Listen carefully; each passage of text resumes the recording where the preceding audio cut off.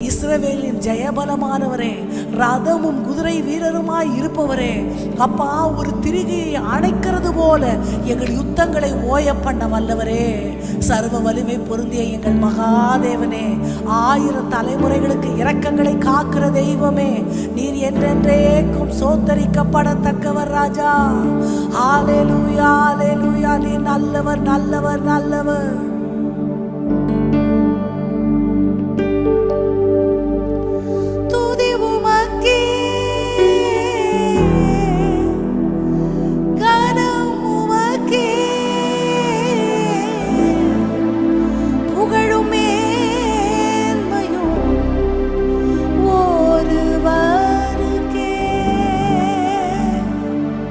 அப்பாவை பார்த்து துதி, கனம், மகிமை, புகழ், ஸ்தோத்திரம் எல்லாம் ஒருவருக்கே ராஜா. நல்லவரே, என் இயேசுவே, நான் பாடும் பாடலின் காரணரே, நன்மைகள் எதிர்பார்த்து உதவாதவர், ஏழையாம் என்னை என்றும் மறவாதவர்,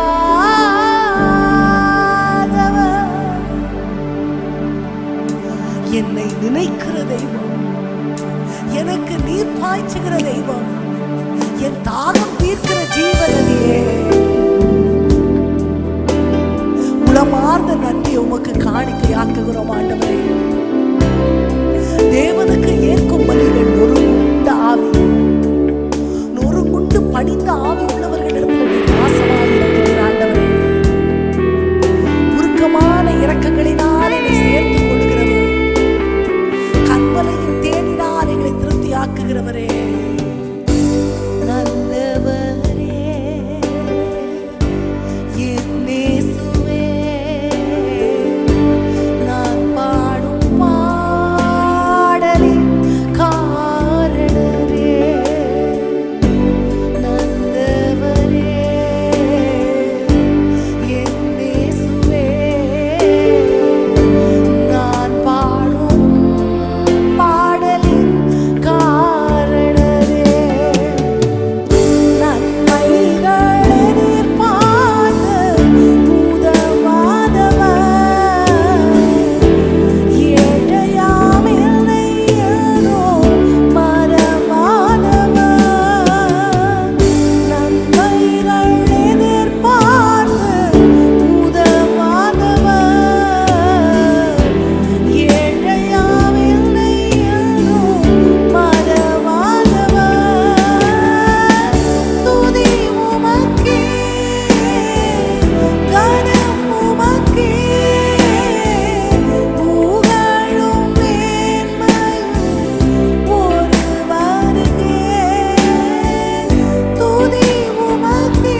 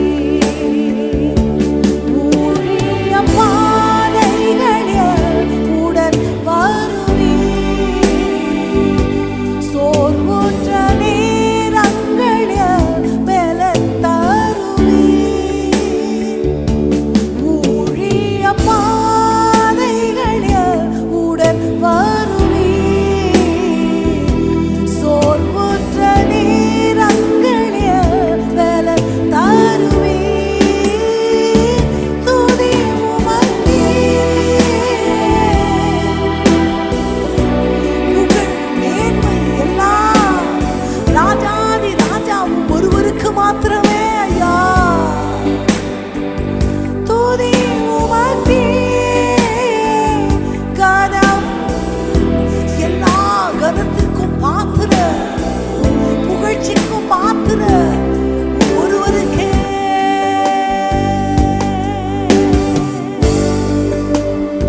இருதயங்களை சோதித்து அறிகிற தெய்வமே, உம்மண்டையிலே வந்தவர்கள் உள்ளும் புறமும் மேய்ச்சலை கண்டடைவார்கள் என்று உமது வார்த்தை சொல்லுகிறது ராஜா.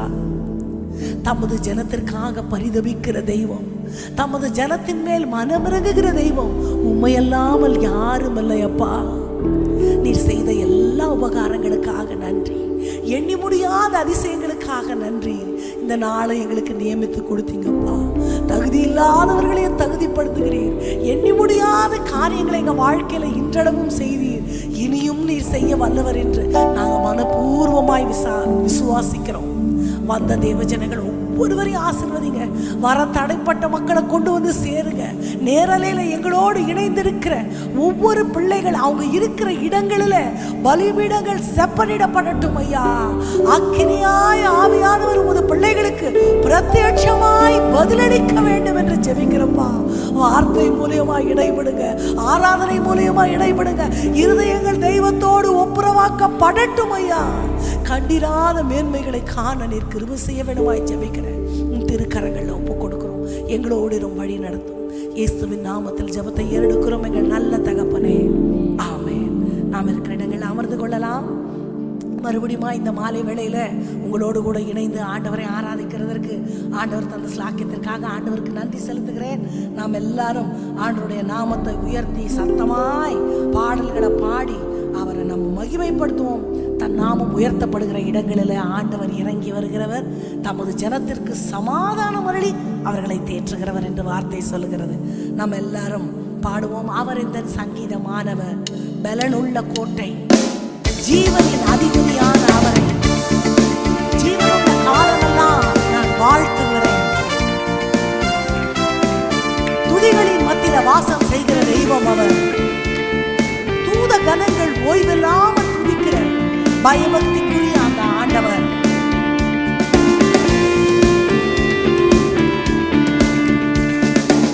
அவர் இந்த சங்கீதம் ஆனவர், பலனுள்ள கோட்டையுமா, ஜீவனின் அதிபதியான, ஜீவிய காலமெல்லாம் வாழ்த்திடுவோம். ஜீவனின் அதிபதி யார அவரை ஜீவிய காலமெல்லாம் வாழ்த்திடுவோம். அவர் எந்த சங்கீதம் ஆனவர், பலனுள்ள கோட்டையுமா, ஜீவனின் அதிபதியான அவரை ஜீவிய காலமெல்லாம் வாழ்த்திடுவோம். ஜீவனின் அதிபதி ஆன அவரை ஜீவிய காலமெல்லாம் வாழ்த்திடுவோம். அவர் எந்த சங்கீதம் ஆனவர். கேள்விடும் பக்தர்களின் குறைகளை கேட்கிற தெய்வம், திக்கற்ற பிள்ளைகளுக்கு அவர் சகாயர். துதிகளின் மத்தியில வாசம் செய்கிற தேவனை எல்லாரும் இணைந்து துதிகளின் மத்தியில் வாசம் செய்யும் தூதகரங்கள் போற்றும் தேவன் அவரே. துதிகளின் மத்தியில் வாசம் செய்யும் தூதகரங்கள் போற்றும் தேவன் அவரே. வேண்டிடும் பக்தர்களின் கூரைகள் கேட்கும், வேண்டிடும் பக்தர்கள்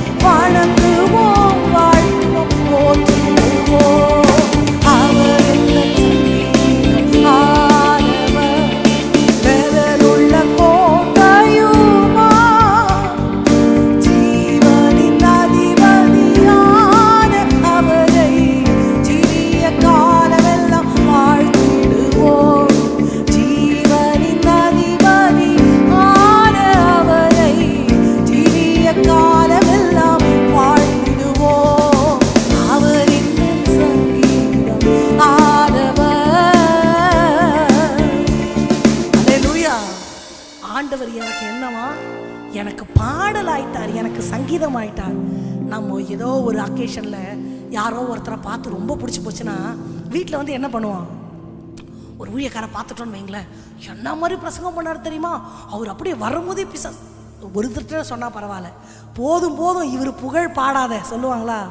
அப்படின்னா என்ன அர்த்தம்னா, மனசு நிறைஞ்சு கட்டுப்பாடு இல்லாமல் அது பாட்டுக்கு வந்துக்கிட்டே இருக்கும். இதை எத்தனை தடவை சொல்லுவேன்னு கேட்பாங்க. ஆண்டவர் என் சங்கீதம் ஆயிட்டார்னா என் மனசு முழுக்க ஆண்டவர் நிறைஞ்சிருவார். கடந்த நாட்களில் ஒரு தகப்பனும் தாங்கி என்னை சந்திக்க வந்தார்கள். அவங்க முகத்தை பார்த்தா ரொம்ப ஒரு நல்ல ஒரு கிறிஸ்தவ முகம். பேர் கேட்டால் அவங்க பேரை கேட்டால் அவங்க இப்போ தான் முதல் ஜெனரேஷன் ஆண்டவருக்குள்ளே வந்தவர்கள் என்று நான் அறிந்து கொண்டேன். I am sorry to ask this, நீங்கள் இதுக்கு முன்னாடி உங்கள் சந்ததியிலேருந்து தான் நீங்கள் ஆண்டவர் பிள்ளைகளா? இதுக்கு முன்னாடி நீங்கள் பிற மதஸ்தவர்களா? ஆமாம். எப்படி முகத்தில் இப்படி ஒரு பிரசன்னம், எல்லாம் ஆண்டவர் கொடுத்தது, ஒரு துளி கூட அங்கே அடையாளமே இல்லை. அவர்கள் ஒரு சாட்சியை சொன்னார்கள். எங்கள் தகப்பனார் அவர்களுடைய மதத்தில் பயங்கர வைராக்கியம், எல்லா புக்கையும் படிப்பார், பைபிளை மட்டும் படிக்க மாட்டார். ஏன்னா அவருக்கு கிறிஸ்தவங்களை பிடிக்காது. மற்ற எல்லாத்தையும் படிப்பார், எல்லாத்துலேயும் என்ன இருக்குன்னு தெரிஞ்சுக்குவார், அப்படி ஒரு புக்குவான். ஆனால் பைபிளை நான் மட்டும் பிடிக்காது. அப்போ அவருக்கு த்ரோட்டில் ஏதோ ஒரு ப்ராப்ளம் வந்து பேச்சு நின்றுச்சு. பல வருஷமாக அது என்னென்னமோ செக் பண்ணி எதுவுமே யூஸ் ஆகலை. அவருக்கு கையில் ஒரு பெல் இருக்குமா, வீட்டில் உட்காந்துருப்பாராம். அவருக்கு தண்ணி வேணும்னா அந்த பெல் அடிப்பாராம். பெல் அடித்த உடனே கிச்சனில் இருந்து அம்மாவோ பிள்ளைங்களோ வந்து அப்பா என்ன வேணும்னா ஸ்லேட்டில் தண்ணி கொண்டு வான்னு எழுதி காட்டுவாராம். உடனே தண்ணி கொண்டுன்னு வருவாங்க. ஒரு வார்த்தை, ஒரு நாள் பைபிள் எடுத்து படிச்சிருக்கிறார். இப்போ நீங்கள் சும்மா படிங்கப்பா.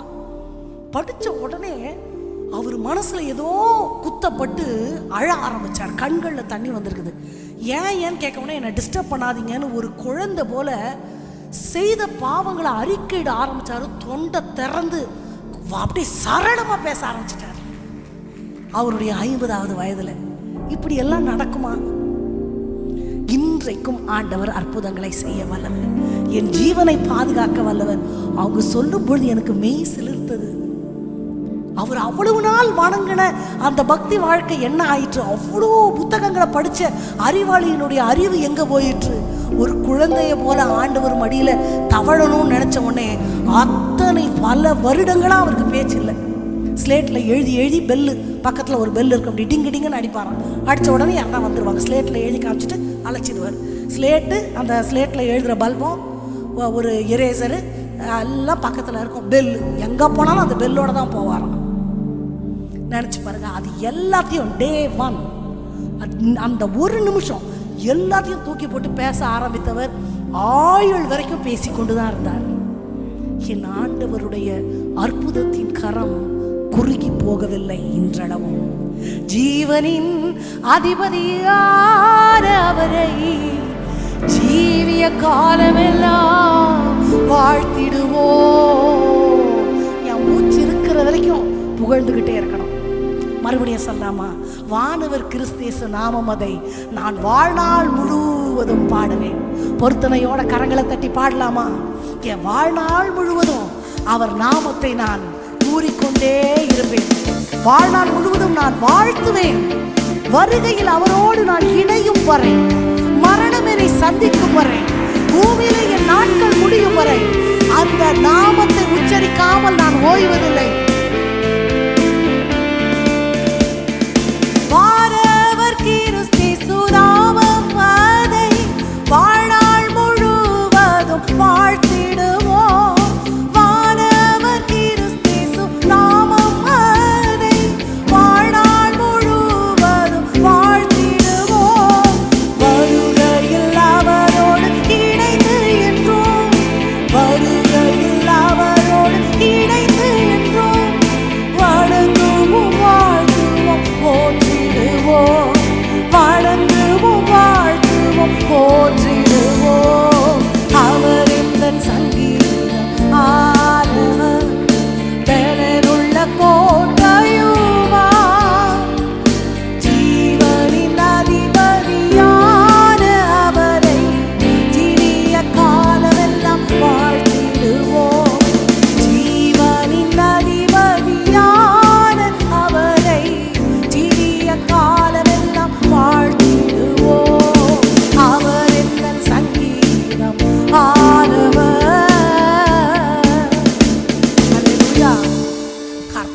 துதிப்பதும் உன்னதமானுடைய நாமத்தை கீர்த்தனம் பண்ணுவதும் அது பிரபுக்களுக்கு மாத்திரமல்ல, யாரெல்லாம் அவரை நேசிக்கிறாங்களோ அவங்க எல்லாருக்கும் அது தகும். அல்லேலூயா. அவரை புகழுவதுதான் ஆராதனை, அவருடைய மகிமை பிரதாபங்களை எடுத்துரைப்பது தான் ஆராதனை. நாம் எல்லாரும் இருதயங்களை தேவனுக்கு நேராய் ஆயத்தப்படுத்தி நம்ம சொல்லுவோம், உந்த நாமம் உயர்த்தி நான் பாடுவேன் உயிருள்ள நாளெல்லாம். ஆராதனை ஆராதனை. நல்லவரே வல்லவரே, பாவங்களை எனக்காக சுமந்தவர், பரிகார பலியான தேவன். எல்லாரும் கரங்களை தட்டி ஆண்டுடைய நாமத்தை மகிமைப்படுத்தி அந்த வரிகளை நம்ம பாடுவோம்.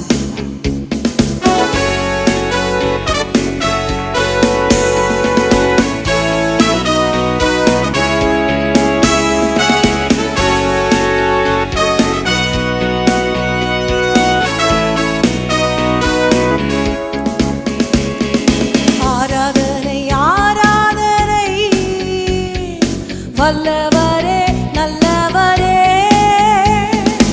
ஆராதனை ஆராதனை, அற்புதரே அதிசயமே, ஆராதனை ஆராதனை, வல்லவரே நல்லவரே, ஆராதனை ஆராதனை, அற்புதரே அதிசயமே. நாமம் உயர்த்திய பாடிடுவே உயிருள்ள நாளெல்லாம், உந்தன் நாமம் உயர்த்திய பாடிடுவோம் உயிருள்ள நாளெல்லாம். சொல்லுவோமா? ஆராதனை ஆராதனை, நல்லவரே வல்லவரே, ஆராதனை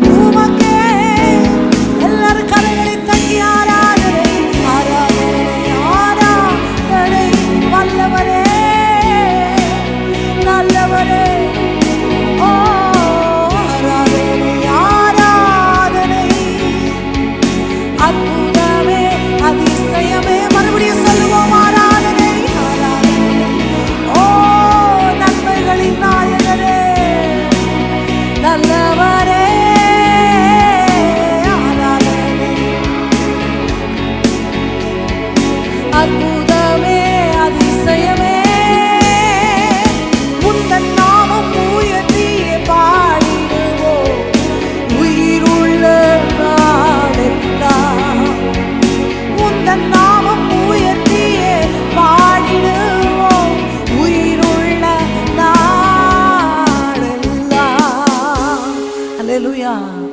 ஆண்டவர் நாமத்தை உயர்த்த உயர்த்த உயர்த்த மேலே எழுப்ப எழுப்ப எழுப்ப என்னை சுற்றி இருக்கிற சூழ்நிலைகள் எல்லாம் கீழாக போகும்.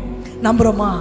இன்னும் ஆண்டவர் நாமத்தை நான் உயர்த்தணும்னு நினைக்கிறவங்க இருக்கிற இடங்களில் ஆண்டவரை கனப்படுத்தும்படி நம்ம எழுந்து நிற்கலாம். அவரது நாமம் ஊற்றுண்ட பரிமளத்தைரம். அவரை நம்புகிற யாவருக்கும் அவர் அடைக்கலமானவர். அந்த நம்பிக்கைக்குரிய தேவனை பார்த்து எந்த காரியங்கள் மேல நம்பிக்கை இழந்து போச்சோ இனி அதெல்லாம் நடக்கும்னு எனக்கு தோணலை. இனி நான் எதிர்பார்க்கிற ஒரு மாற்றம் இந்த நபரிடத்திலோ என்னிடத்திலோ என் சூழ்நிலையிலோ வரும்னு நான் நினைக்கவே இல்லை.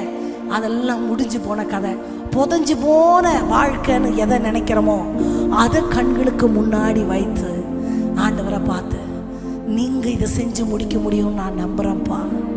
எந்த மனுஷனால முடியாது, மருத்துவத்தால முடியாது, விஞ்ஞானத்தால முடியாது, மனுஷ வார்த்தைகளால முடியாது, என் இருதயமே நம்பாது. ஆனா உங்களால முடியும்னு நான் நம்புறேன் ஏசப்பா. எந்த வாழ்வில் அசையாத கண்மலையே கோட்டையே, ஆண்டவரால மட்டும் செய்ய முடியும்னு திரும்ப திரும்ப திரும்ப உங்க இருதயம் நம்புற வரைக்கும் சொல்லிக்கொண்டே இருங்க. இந்த மனுஷன் மாற மாட்டாரு, இந்த மனுஷி மாற மாட்டாங்க, இந்த மகனை மாறுவதற்கு சாத்தியமே இல்லை, இந்த சூழ்நிலையை ஆண்டவரே இறங்கி வந்தா கூட முடியாதுன்னு உங்க இருதயம் சொல்லுதா? அப்பாட்ட சொல்லுங்க. மனசு சோர்ந்து போயிருந்தா கூட தைரியத்தை வரவழைச்சு கொண்டு அப்பாட்ட சொல்லுங்க. இது உங்களுக்கு லேசாத காரியம் ஆண்டவரே, இதை செய்து முடிக்க உம்மால முடியும் ஆண்டவரே. நான் நம்பாம நான் விசுவாசிக்காம உங்களை அவமானப்படுத்தி இருந்தா என்னை மன்னிச்சிருங்க ஆண்டவரே. நான் இப்ப சொல்றேன், நான் நம்புறேன்ப்பா. நீங்க செய்யற வரைக்கும் நம்பிக்கொண்டே நம்பிக்கொண்டே இருப்பேன். அந்த நம்பிக்கையிலிருந்து நான் பின்வாங்க மாட்டேன்னு சொல்றவங்க இருதயத்துல கை வச்சு நம்பிக்கை நாயகன் நீரே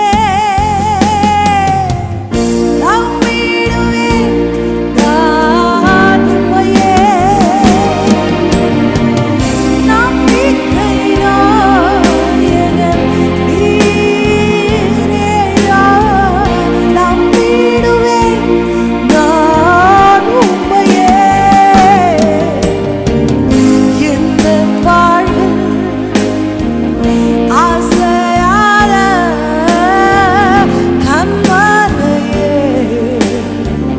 கோட்டையே, எந்த வாழ்வில் ஆசையாத கண்மலையே கோட்டையே.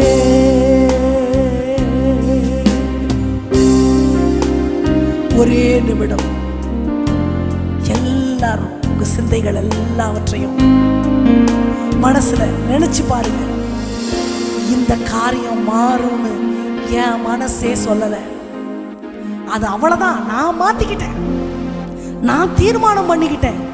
இது நடக்கும்னு நான் நினைச்சு கூட பார்க்கல. ஆண்டவர் நினைச்சா கூட இதெல்லாம் செய்ய முடியாது. இனி செஞ்சு என்ன பண்ண போறேன், எல்லாம் எனக்கு முடிஞ்சு போச்சு. அப்படி உங்க இருதயம் துவண்டு போயிருக்குமானா ஆண்டவரை நான் அவமரியாதை பண்றேன்னு அர்த்தம். ஆண்டவருக்கு வல்லமை இல்லைன்னு நான் அறிக்கை பண்றேன்னு அர்த்தம். ஆண்டவருக்கு பவரே இல்லைன்னு நான் ஆண்டவரை அசிங்கப்படுத்திட்டேன்னு அர்த்தம். ஒரு விஷயம் சொல்லுங்க, உங்களால முடியும்பா. உங்களால முடியாதுன்னு ஒண்ணு இருக்குமானா உங்களை நான் தெய்வமா வணங்க வேண்டிய அவசியமே இல்லையப்பா. நீர் தெய்வமானால் அனைத்தையும் செய்து முடிக்கும் ஆற்றல் உமக்கு உண்டுன்னு நான் மனப்பூர்வமா நம்புறேன். இருதயத்துல கை வச்சு சொல்லுங்க, அவிசுவாசமா பேசின நேரத்துக்காக நான் மன்னிப்பு கேட்கிறேன்ப்பா. கொஞ்ச நாள் கேட்டு கேட்டு பார்த்துட்டு இது அவ்வளவுதானு நான் தீர்மானம் பண்ணிட்டேன்ல, அங்க உங்களை விட்டு கொடுத்துட்டேன் ஏசப்பா. நானு நம்பிக்கைன்றது என்ன தெரியுமா? நம்புற வரைக்கும், நடக்கிற வரைக்கும் நம்புறது. தேடல்ன்றது என்ன தெரியுமா? கண்டுபிடிக்கிற வரைக்கும் தேடுறது. சொல்லுங்க, நீங்க செய்யலனா கூட உங்களை நம்புறத விட்டு எனக்கு பின்வாங்கி நான் எங்க போவேன்? எனக்கு போக்கிட ஏது ஆண்டவரே? நம்பாம நான் நொந்து போறதை விட உங்களை நம்பி நம்பி நான் வாழறேன். நான் நம்புகிற நம்பிக்கை ஒரு நாளும் வீண் போகாது, நிச்சயமாக முடிவு உண்டு. என் நம்பிக்கை வீண் போவதே இல்லை. நான் நம்புகிறது அவராலே வரும். நம்புறவங்க கரங்களை தட்டி என்ன மன்னிச்சிருங்க, நான் நம்புறேன் சொல்லுங்க. நான் நம்புறேன், இது நடக்கும். நான் நம்புறேன். என் இருதயம் நம்பலனா கூட நான் நம்புறேன். என் மூளைக்கு தெரியும் ஆண்டவரே நீர் செய்ய வல்லவர்னு. என் இருதயத்துக்கு தெரியும் ஆண்டவரே நீர் செய்ய வல்லவர்னு. இப்போ சொல்லலாமா? என் வாழ்வில் அசையாத கண்மலையே, கோட்டையே,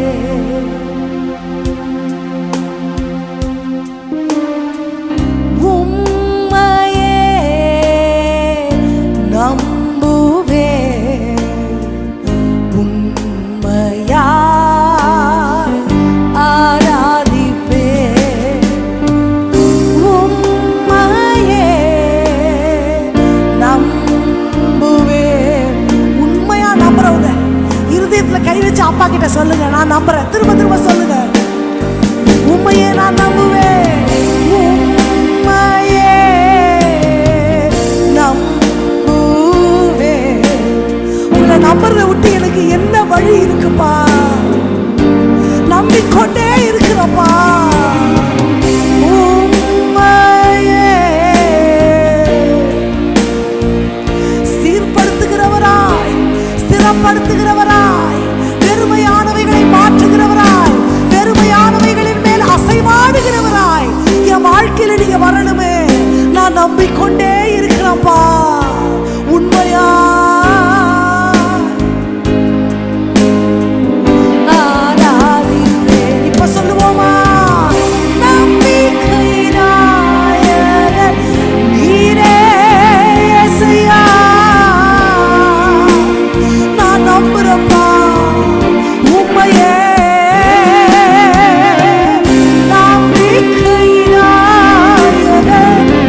ஆவி ஆத்துமா சரீரத்தோட நான் உங்களை முழுசா நம்புகிறேன். நான் உம்மையே என் வாழ்வில் பிரகாசிக்கும் தீபமே, ஜோதியே, என் வாழ்வில் பிரகாசிக்கும் ஜீவனே, ஜோதி. எந்த வாழ்வில் அசையாத, எந்த வாழ்வில் அசையாத நம்பிக்கை, அசையாத கண்மலையே, கோட்டையே.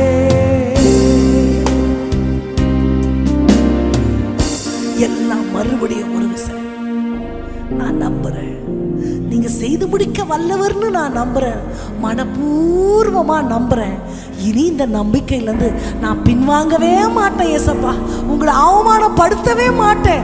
உங்க வல்லமைக்கு முன்பா எதுவுமே முடியாதுன்னு இல்லைன்னு நான் நம்புறேன்னு சொல்றவங்க இருதயத்துல கை வச்சு, நம்பிக்கை நாயகன் நீரே நம்பிடுவேன் நான் உம்மையே. உறுதியா சொல்லலாமா? சாத்தான் வெட்கப்பட்டு போகும்படி உமக்கு விரோதமாய் பேசின எல்லா நாவுகளும் இனி பேச எழும்ப முடியாதபடி விசுவாசத்தை துவக்குகிறவரும் முடிக்கிறவரும் வர்த்திக்கப்படுகிறவருமாய் அந்த ஆண்டவரை பார்த்து நம்பிக்கையோட இன்னும் ஒரு விஷயம் சொல்லலாமா? நம்பிக்கை நாயகன் நீரே ஏசப்பா, நம்பிடுவேன் நான் உம்மையே. எந்த வாழ்வில் அசையாத கண்மலையே, கோட்டையே. நடக்காது. இனி எங்க நடக்கும்? முட்டாள் மாதிரி நம்பிக்கிட்டு இருக்கிற யாரு சொன்னாலும், எவ்வளவு பெரிய மனிதர்கள் சொன்னாலும், இருதயத்துல ஒரு தேவ பிள்ளை எழுதி கொள்ள வேண்டியது, எனக்கு செய்வாரா இல்லையா அதெல்லாம் எனக்கு தெரியாது, அவர் செய்ய வல்லவர்ன்றதுல எனக்கு சந்தேகமே இல்லை.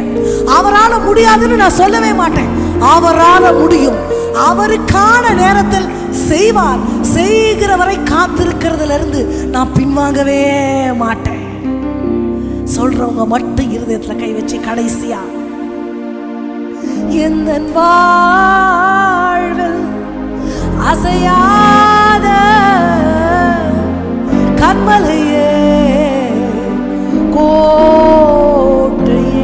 இன்னும் ஒரே ஒரு விசை, எந்த வாழ்வில் அசையாத கண்மலையே கோட்டையே.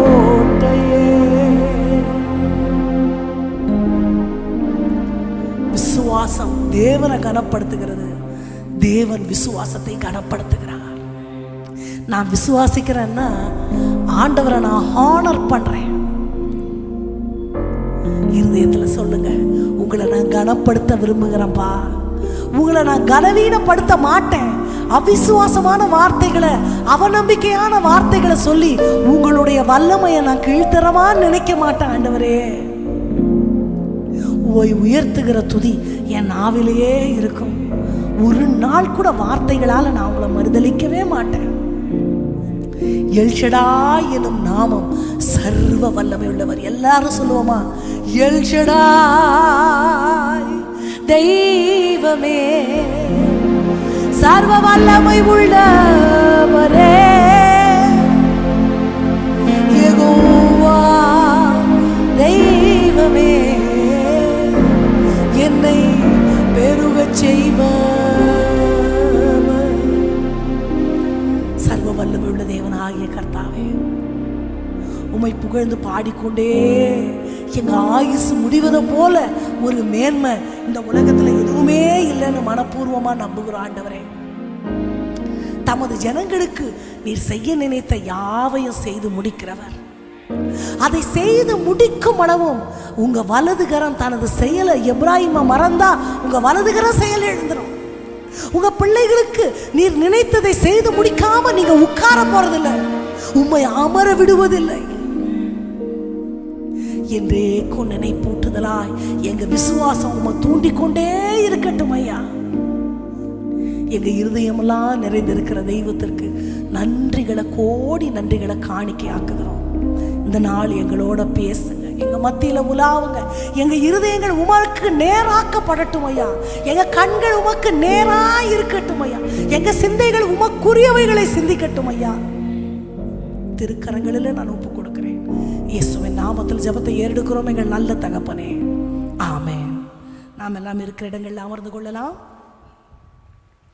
ஏற்கனவே அறிவித்தபடி பாஸ்டர் துபாய் பட்டணத்தில் ஊழியங்களுக்காக கடந்து சென்றிருக்கிறார்கள். உங்களுடைய தனி ஜெபங்களில் பாஸ்டருக்காக ஜெபித்துக் கொள்ளுங்கள். இந்த வாரம் வெள்ளிக்கிழமை உபவாச ஜெபம் உண்டு. விடுதலையோடு இருக்கிற ஆண்டவருடைய பிள்ளைகள் எல்லாரும் அதில் நீங்கள் கலந்து கொள்ளும்படி சபையின் சார்பில், போதகருடைய சார்பில் உங்களை கேட்டுக்கொள்ளுகிறோம். இந்த நாளிலும் வந்திருக்கிற தேவஜனங்கள் ஒவ்வொருவருக்கும் நான் மிகுந்த நன்றிகளையும் செலுத்திக் கொள்ளுகிறேன். உங்களோடு கூட இருப்பது மிகவும் சந்தோஷம். இன்றைய நாளிலும் கூட இது முதல் அந்த மாதத்தினுடைய செவ்வாய்க்கிழமையாக இருக்கிறபடியினால், மிட்வீக் சர்வீஸாக இருக்கிறபடியினால் ஒரு வாக்குத்தத்தத்தை வாசித்து அதை சுதந்திரிக்க வேண்டும் என்று நான் விரும்புகிறேன். நாம் எல்லாரும் நமது வேதத்தை ஏசாயா எழுதின தீர்க்கதரிசன புஸ்தகங்களுக்கு நேராய் திருப்பிக் கொள்ளலாம். ஏசாயாவின் தீர்க்கதரிசன புஸ்தகம் 65வது அதிகாரம் 17-18 வசனங்களை நம்ம எல்லாரும் சேர்ந்து வாசிக்க போகிறோம். ஏசாயா 65, 17, 18. கவனமாய் என்னோடு கூட வாசியுங்கள். இதோ நான் புதிய வானத்தையும் புதிய பூமியையும் சிருஷ்டிக்கிறேன். முந்தினவைகள் இனி நினைக்கப்படுவதும் இல்லை, மனதிலே தோன்றுவதும் இல்லை. நான் சிருஷ்டிக்கிறதினாலே நீங்கள் என்றென்றைக்கும் மகிழ்ந்து களிகூர்ந்திருங்கள். இதோ எருசலேமை களிகூறுதலாகவும் அதன் ஜனத்தை மகிழ்ச்சியாகவும். திரும்ப திரும்ப வந்த வார்த்தை என்ன? இந்த 2 வசனத்தில் சிருஷ்டிக்கிறேன். ரொம்ப கரெக்ட். நல்ல கவனமாக படித்தவங்க கரெக்டாக சொல்லிட்டோம். கொஞ்சம் யோசிக்காமல் இருந்தவங்களுக்கு சொல்ல முடியல. அப்போது சிருஷ்டிக்கிறேன் ஆண்டவருக்கு சிருஷ்டிகர்த்தர் என்று ஒரு நாமம் உண்டு. ஆமாவா? எத்தனையோ நாமங்கள் உண்டு. அதில் ஒரு முக்கியமான நாமம் என்ன? ஆமாம், சிருஷ்டிப்புக்கு போகலாம். ஆண்டவர் என்ன சொல்கிறாருன்னா, ஒரு புதிய வானத்தையும் புதிய பூமியையும். நான் உங்களை பார்த்து கேட்குறேன், பிறந்தப்போ வானம் எப்படி இருந்துச்சு? நம்ம பிறந்து நமக்கு அறிவு தெரிஞ்சு நம்ம வானத்தை பார்க்கும்போது என்ன கலரில் இருந்துச்சு? ப்ளூ கலர், பெருசாக இருந்துச்சு. இப்படி பார்க்க முடியாது, இப்படி பார்க்கணும். அப்படி தான் இருந்துச்சா? இன்றைக்கி எத்தனை வயசாகுது? இது வரைக்கும் ஏதாவது மாற்றம் இருக்குதா அந்த வானத்தில்? இனியும் மாறுமா? எனக்கு தெரியலை. எதனா இனி ஆண்டவருடைய வருகை வரும்போது வேணால் சந்திரன் ரத்தமாக மாறும், வானம் கம்பளியை போல் சுருட்டப்பட்டு போவோம். அப்போல்லாம் நம்ம இருக்க மாட்டோம், வருகையில் பறந்துடுவோம். அதனால நமக்கு தெரிஞ்சு வானம், பூமி, சூரியன், சந்திரன், இடம் தர வேணால் மாறும். புது புது பில்டிங் வரும், நம்ம வீடெல்லாம் மாறும், நம்ம மாறுவோம். ஆனால் இந்த வானம் பூமி எனக்கு எங்கே மாறும்? ஆனால் ஆண்டவர் என்ன சொல்கிறாரு? நான் மாற்றி அமைப்பேன்னு சொல்லலை, அது எல்லாத்தையும் அழிச்சிட்டு புதுசாக சிருஷ்டிப்பேன்னு சொல்கிறார். எங்கே சிருஷ்டிக்க போகிறார்? இந்த வசனத்தினுடைய சாராம்சம் என்ன? நான் என்ன நம்புகிறேன்னா, வானம் மாறுறதுக்கு வாய்ப்பே இல்லை, பூமி மாறுறதுக்கு வாய்ப்பே இல்லை. இதுக்குள்ள உங்களுடைய பிரச்சனைகள் எதை வேணால் வச்சுக்கோங்க, இந்த மனிதர் மாற வாய்ப்பே இல்லை, இந்த சூழலை மாற வாய்ப்பே இல்லை. எனக்குள்ளே இருக்கிற இந்த குணங்கள் வாட் எவர் பெரிய பர்வதமாக நிற்கிறது எதுவாக இருந்தாலும் இந்த செருபாபேலுக்கு முன்பாக அது சமபூமி ஆக்கப்படும். மாறவே மாறாது, வாய்ப்பே இல்லைன்னு நான் எதை நினைக்கிறேனோ ஆண்டவர் சொல்கிறாரு, மாற்ற போகிறது இல்லை மக, அதை நான் புதுசாக சிருஷ்டிக்க போகிறேன். ஸோ நான் சொன்னேன், ஆண்டவருக்கு சிருஷ்டிகர்த்தர் என்று ஒரு நாமம் உண்டுன்னு. அவர் இங்கேயும் சிருஷ்டிக்கிறார். இந்த சிருஷ்டிப்பு எங்கே ஆரம்பிக்குது? ஆதி ஆகமத்திலே ஆரம்பிச்சிருச்சு. ஆதியிலே தேவன் சிருஷ்டித்தார். வேதம் முழுவதிலும் முக்கியமாக ஆதி ஆகமத்தில் தான் சிருஷ்டிப்பு ரொம்ப. இந்த சிருஷ்டிப்பு, கிரியேஷன் அப்படின்ற வார்த்தைக்கு அந்த எபிரேய பதத்தில் பராஹ் அப்படி 3 பதம் பயன்படுத்தப்படுது. ஒன்று பராஹ், இன்னொன்று ஆஷா அப்படின்னு இன்னொரு பதம் பயன்படுத்தப்படுது. இன்னொரு பதம் என்ன சொல்லுதுன்னா யாஷாஸ் அப்படின்னு ஒரு 3 பதம். இந்த 3 பதங்கள் நான் மறுபடியும் சொல்கிறேன், பராஹ், ஆஷா, யாத்ஷார், இப்படி 3 பதங்கள் பயன்படுத்தப்படுகிறது. இந்த 3 பதங்களுக்கும் சிருஷ்டிப்புக்கு ஒவ்வொரு இடத்துல ஒவ்வொன்று பயன்படுத்தப்பட்டிருக்கு. அதனுடைய அர்த்தம் என்னன்னா கொஞ்சம் கவனிச்சா விளங்கும். பராஹ்னா ஒன்றுமே இல்லாததுலேருந்து உருவாக்குறது. பூமியானது வெறுமையாக இருக்குது. வெறுமைன்னா என்ன அர்த்தம்? It is empty. வார்த்தையை கொண்டு ஆண்டவர் உண்டாகட்டும்னு சொன்ன உடனே உண்டாயிருச்சு. ஸோ ஃப்ரம் நத்திங், இதுதான் பராஹ். ரெண்டாவது நான் சொன்னேன் ஆஷா அப்படின்னு சொன்னேன். ஆஷான்னா ஏதோ ஒன்றிலிருந்து இன்னொன்றை உருவாக்குவது. என்னவா? ஏதோ இப்போ களிமண்ணை கொடுத்தா அதிலிருந்து ஒரு பானையை சிருஷ்டிக்கிறது, ஒரு மண்ணில் ஒரு மனுஷனை உருவாக்குறது, எலும்புலேருந்து ஏவாளை. ஸோ ஃப்ரம் ஒன் திங் அதிலிருந்து சம்திங்கை உருவாக்குறது, இதுதான் ஆஷா. ஆனால் 3வது ஒரு பதம் இருக்கிறது, யாத்ஷார்ன்றதுன்னா ஒன்றை இன்னொன்றாக மாற்றுவது, டிரான்ஸ்ஃபார்ம் பண்ணுவது.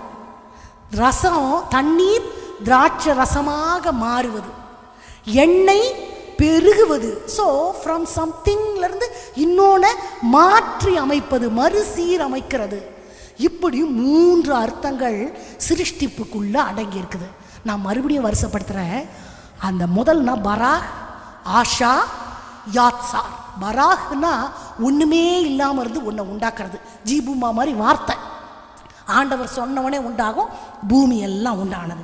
ரெண்டாவது சொன்ன ஆஷானா ஏதோ ஒன்றிலிருந்து அதை மூலதனமாக கொண்டு இன்னொன்றை உருவாக்குறது, களிமண்ணை வச்சு ஒரு பானையை ஒரு குயவன் சிருஷ்டிக்கிறது போல. 3வது ஒன்றை வைத்து இன்னொன்றாக அதை மாற்றுவது, ஒரு தண்ணியை திராட்சை ரசமாக மாற்றுவதுன்னு நான் உதாரணம் சொன்னேன். இத்தனை இத்தனை 3 வார்த்தைகள் இருக்கும் பொழுது இந்த 2 வசனத்துல ஏசாயா தீர்க்கதரிசி சிருஷ்டிப்புன்றத 3 தடவை சொல்றார். புதிய வானம் புதிய பூமியை சிருஷ்டிக்கிறேன், நான் சிருஷ்டிக்கிறதினாலே அதின் ஜனங்கள் மகிழ்ச்சியாகவும் சிருஷ்டிக்கிறேன். 2 வசனத்துல அந்த கிரியேஷனை 3 தடவை பயன்படுத்துகிறார். 3 தடவையும் இந்த 3 வார்த்தைகள்ல பராக் மட்டும்தான் பயன்படுத்துறார். ஏன்? ஸோ ஆண்டவர் இப்போ எனக்கு இருதயத்தில் ஒரு வியாதி இருக்குன்னு வைங்களேன், டாக்டர் என்ன பண்ணுவாங்க? ஆப்ரேஷன் பண்ணி அதில் இருக்க பிளாக்கை சரி பண்ணி ஒரு சரி செஞ்சு ரிப்பேர் பண்ணி தான் அனுப்புவாங்க. என் ஆண்டவர் என்ன பண்ணுறாராம், அதை எடுத்துட்டு இன்னொன்று உருவாக்கி உள்ளே வைக்கிறாராம். ஸோ அவருக்கு சர்வ வல்லமை பொருந்திய தெய்வம். அப்போது இந்த பராக்ன்றது அதுக்கு எந்த மூலதனமும் வேணாம், எந்த ஆதாரமும் வேணாம், எதுவும் காரணமாக இருக்கணுன்ற அவசியமும் கூட இல்லை. He can do something from nothing. அந்த வார்த்தையை தான் புதிய வானம் புதிய பூமியை என் வாழ்க்கையில் ஆண்டவர் உருவாக்குவார்ன்ற அந்த சிருஷ்டிக்கு இந்த ஒரு வார்த்தையை மட்டும்தான் ஏசாயா தீர்க்கதரிசி பயன்படுத்துகிறார். இப்போ இந்த சிருஷ்டிப்பு புதிய வானம் புதிய பூமியை நான் சிருஷ்டிப்பேன் என்பது 3 காரியங்கள். முதலாவது என்னன்னா, அந்த வசனத்தை படிக்கலாமா? அதே அதிகாரத்தில் 25வது வசனத்தை படிக்கலாமா? ஓநாயும் ஆட்டுக்குட்டியும், ஏசாயா 65:25 படிக்கிறேன் நான். ஓநாயும் ஆட்டுக்குட்டியும் சிங்கம் மாட்டை போல. உங்க வயசு எத்தனை? இத்தனை வருஷத்துல எங்கேயாவது இது நடந்திருக்குதா? இதுவும் அதை தான் குறிக்கிறது. நடக்கவே நடக்காது அப்படின்னு என் இருதயம் எதை சொல்லுதோ அது நடக்கும். நான் முதலே ஆராதனை ஆரம்பிக்கும் போது சொன்னேன், இன்றைக்கும் ஆண்டவர் அற்புதங்களை செய்ய வல்லவர். அபூர்வமான காரியங்களை கூட ஆவிக்குரிய ஆசீர்வாதங்களை நமக்கு ஆண்டவர் வைத்திருக்கிறார்.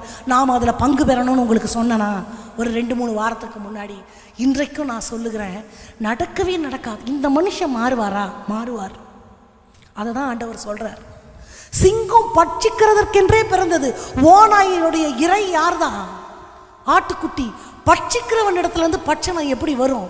வந்துச்சா இல்லையா? சிம்சோனுக்கு வந்துச்சா இல்லையா? அது கேட்பதற்கு வேணா விடுகதையா இருக்கலாம், ஆனா வசனத்தின்படி அது நடக்கும். அப்போ இங்க என்னன்னா, ஒரு உள்ளான மனிதனுக்குள்ளான ஒரு மாற்றம். It's a change in individual personality. தனி ஆழ்த்தத்துவத்திற்குள்ளே வருகிற சுபாவ மாற்றம் எனக்குள்ள கூட அது இருக்கலாம், இல்லை நான் எதிர்பார்க்கிற ஒரு நபர் இடத்துல கூட இருக்கலாம். சில நேரங்களில் நம்ம நம்மளுடைய சோர்வுக்கும் நம்மளுடைய பின்னடைவுக்கும் மற்றவர்களை நம்ம காரணம் காட்டுவோம். நீங்கள் ஏன் இப்படி இருக்கிறீங்க? இவங்களால தான். இவங்க சரியில்லை, இவங்க சரியில்லை, அவங்க சரியில்லை, அவங்களால தான் நான் இப்படி இருக்கிறேன். நீங்கள் சொல்கிறது ஒரு விதத்தில் உண்மையாக கூட இருக்கலாம். ஏன்னா சொல்கிற நபரை பற்றி நமக்கு நல்லாவே தெரியும், அவங்க விரல் நீட்டுக்கிற நபரை பற்றியும் நமக்கு நல்லா தெரியும். ஆனால் look at the life of Jesus Christ. கிறிஸ்துவ கூட இருந்தவங்க எல்லாரும் பர்ஃபெக்ட் ஆனவங்களா? 12 சீஷரில் ஒருத்தர் காட்டி கொடுக்குறவர், ஒருத்தர் எல்லாத்தையும் விட்டுட்டு ஆண்டவர் என் பின்னே வாருங்கள்னு வந்துட்டாரு. ஆனால் பட்டையும் இடுப்புலையே இருக்குது. பழைய மனுஷன் போவே இல்லை. ஆண்டவர் உன்னை மனுஷனை பிடிக்கிறவனாக்கவன் கூட்டின்னு வந்துட்டாரு. இனி ஆத்துமாக்களை ஜீவனை காக்கிறவர் ஆண்டவர். அவர்கிட்ட வந்தவனுக்கு பட்டயம் எதற்கு? இன்னொருத்தருக்கு பதவி ஆசை, எங்களுக்கு என்ன கிடைக்கும், என்ன கிடைக்கும், என்ன கிடைக்கும். ஒருத்தருக்கு சந்தேகம். இப்படி ஒவ்வொருத்தருக்கும் நம்ம ஒரு ஜட்ஜ் பண்ணோம்னா எல்லாருக்குள்ளேயும் ஒரு குறை இருக்க தான் செஞ்சிச்சு. தாவீது நொடுங்கி போய் பதுங்கி கிடந்தா அவர் கூட இருந்தவங்கெல்லாம் யார் தெரியுமா? கைவிடப்பட்டவர்களும் மனம் நொந்தவர்களும், இவரை மாதிரியே கடலில் பயந்து எதிராளிக்கு பயந்து ஜீவனை பிராணனை காத்து கொள்ளும்படி ஓடி ஒண்டி கொண்டவர்களும். அப்போது என்னை சுற்றி இருக்கிறவங்க என்னை விட பர்ஃபெக்டாவோ எனக்கு ஈக்குவலாகவோ இருக்கணுன்றதெல்லாம் சாத்தியம் அல்ல. இருந்தால் சந்தோஷம், இல்லாட்டி என்ன பண்ணுறது? அவர்களுக்காகவும் நாம் ஜெபிக்க வேண்டும். தன் பிள்ளைகள் ஒருவேளை பாவம் செய்திருப்பார்கள் என்று யோபு காலையில் பலி செலுத்துவார். அப்போது என் கூட இருக்கிறவங்க இப்படி இருக்கிறாங்க அப்படி இருக்கிறாங்கன்னு நான் ஜட்ஜு பண்ணிட்டு உட்கார்றதுல ஒரு பிரயோஜனமும் இல்லை. அவர்கள் செய்வது தவறு, அது சரியில்லைன்னு என் மனசுக்கு படுமானால் குறை பேசுகிறத விட்டு அவர்களுக்காக நாம் ஜெபிக்க வேண்டும். அல்லேலூயா. அப்போ ஒரு கிரியேஷனில் ஒரு முக்கியமான புதிய வானம் புதிய பூமியை ஆண்டவர் நம்ம வாழ்க்கையில் செய்வதன் உள்ளடக்கம் it's change in individual personality. தனிப்பட்ட மனித வாழ்க்கையில் வருகிற மாற்றங்கள். நீங்களா இது இந்த வேர்ஷனில் உங்களை பார்த்ததே இல்லையே அப்படி சொல்கிறாங்க. அப்படிப்பட்ட ஒரு மாற்றத்தை ஆண்டவர் செய்வார், எதிர்பார்க்கிறார். இன்னொன்று என்னன்னா 25வது வசனத்தினுடைய பின்பகுதி,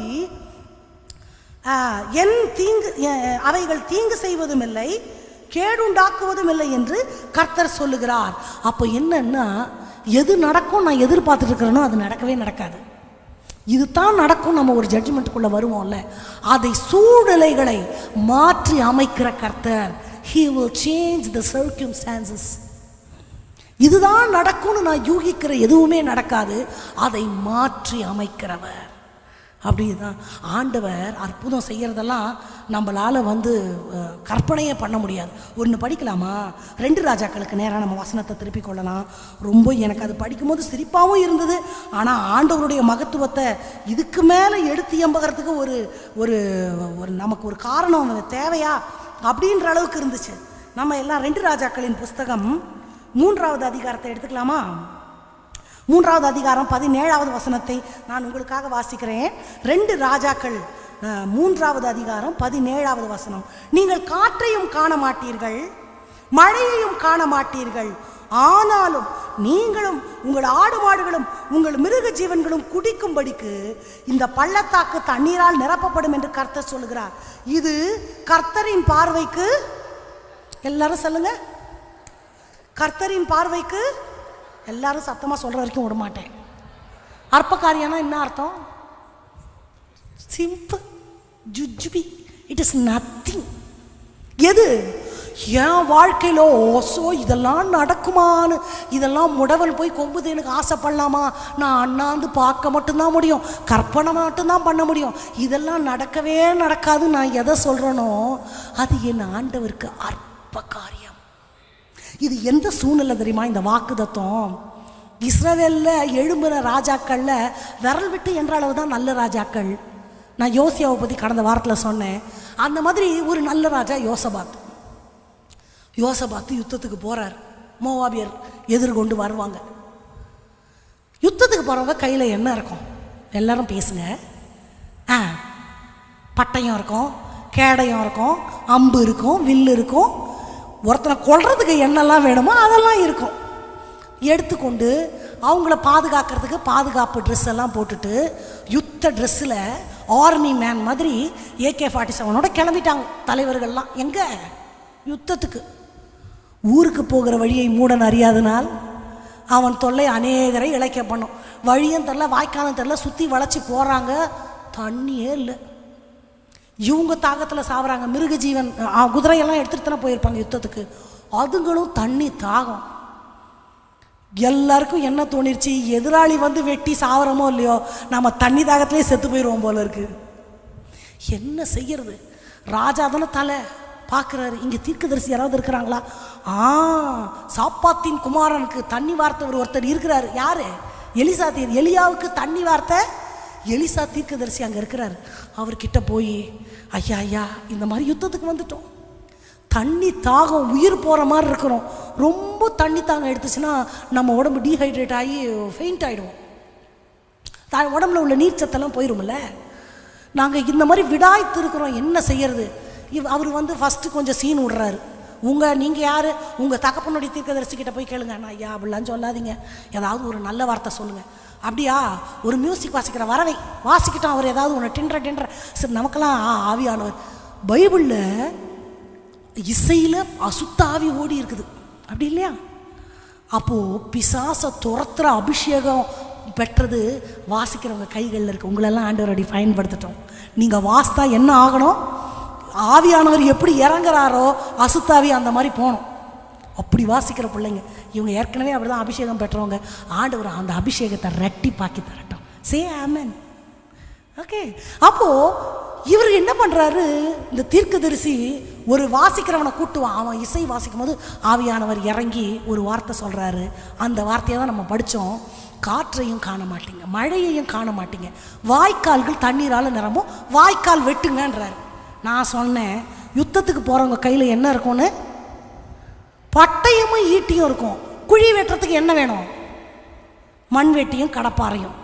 இவங்க யுத்தத்துக்கு போனவங்க யார் மண்வெட்டி எடுத்துன்னு போயிருப்பா? எப்படி குழி வெட்டுறது? வாய்க்கால் எப்படி வெட்டுறது? மலையை சுற்றி தண்ணி ஓடி வர அளவுக்கு வாய்க்கால் வெட்டணும். என்ன பண்ணுறது? ஏற்கனவே தாகம், பசியை கூட தாங்கிடலாம், தாகத்தை தாங்க முடியாது தெரியுமா? அந்த நேரத்தில் பிரியாணி கொடுத்தா கூட தூக்கி வீசிடுவோம். முதல்ல தண்ணியை கொடு, ஐஸ்கிரீம் கொடு, எதுவுமே வேண்டாம், ஜூஸ், தண்ணி கொடு முதல்ல, அப்புறம் எதாக இருந்தாலும் சாப்பிட்டுக்கிறேன். தண்ணி தாகம் அவ்வளோ கொடுமை. பசி வந்து எதை கொடுத்தாலும் சாப்பிடுவோம். பயங்கர பசியில் இருக்கிறேன்னா பிரியாணி வேணும்லாம் கேட்க மாட்டோம். கஞ்சி கொடுத்தா கூட இருந்த பசியில் அள்ளி கப்பு கப்புன்னு அடிச்சிருவோம்.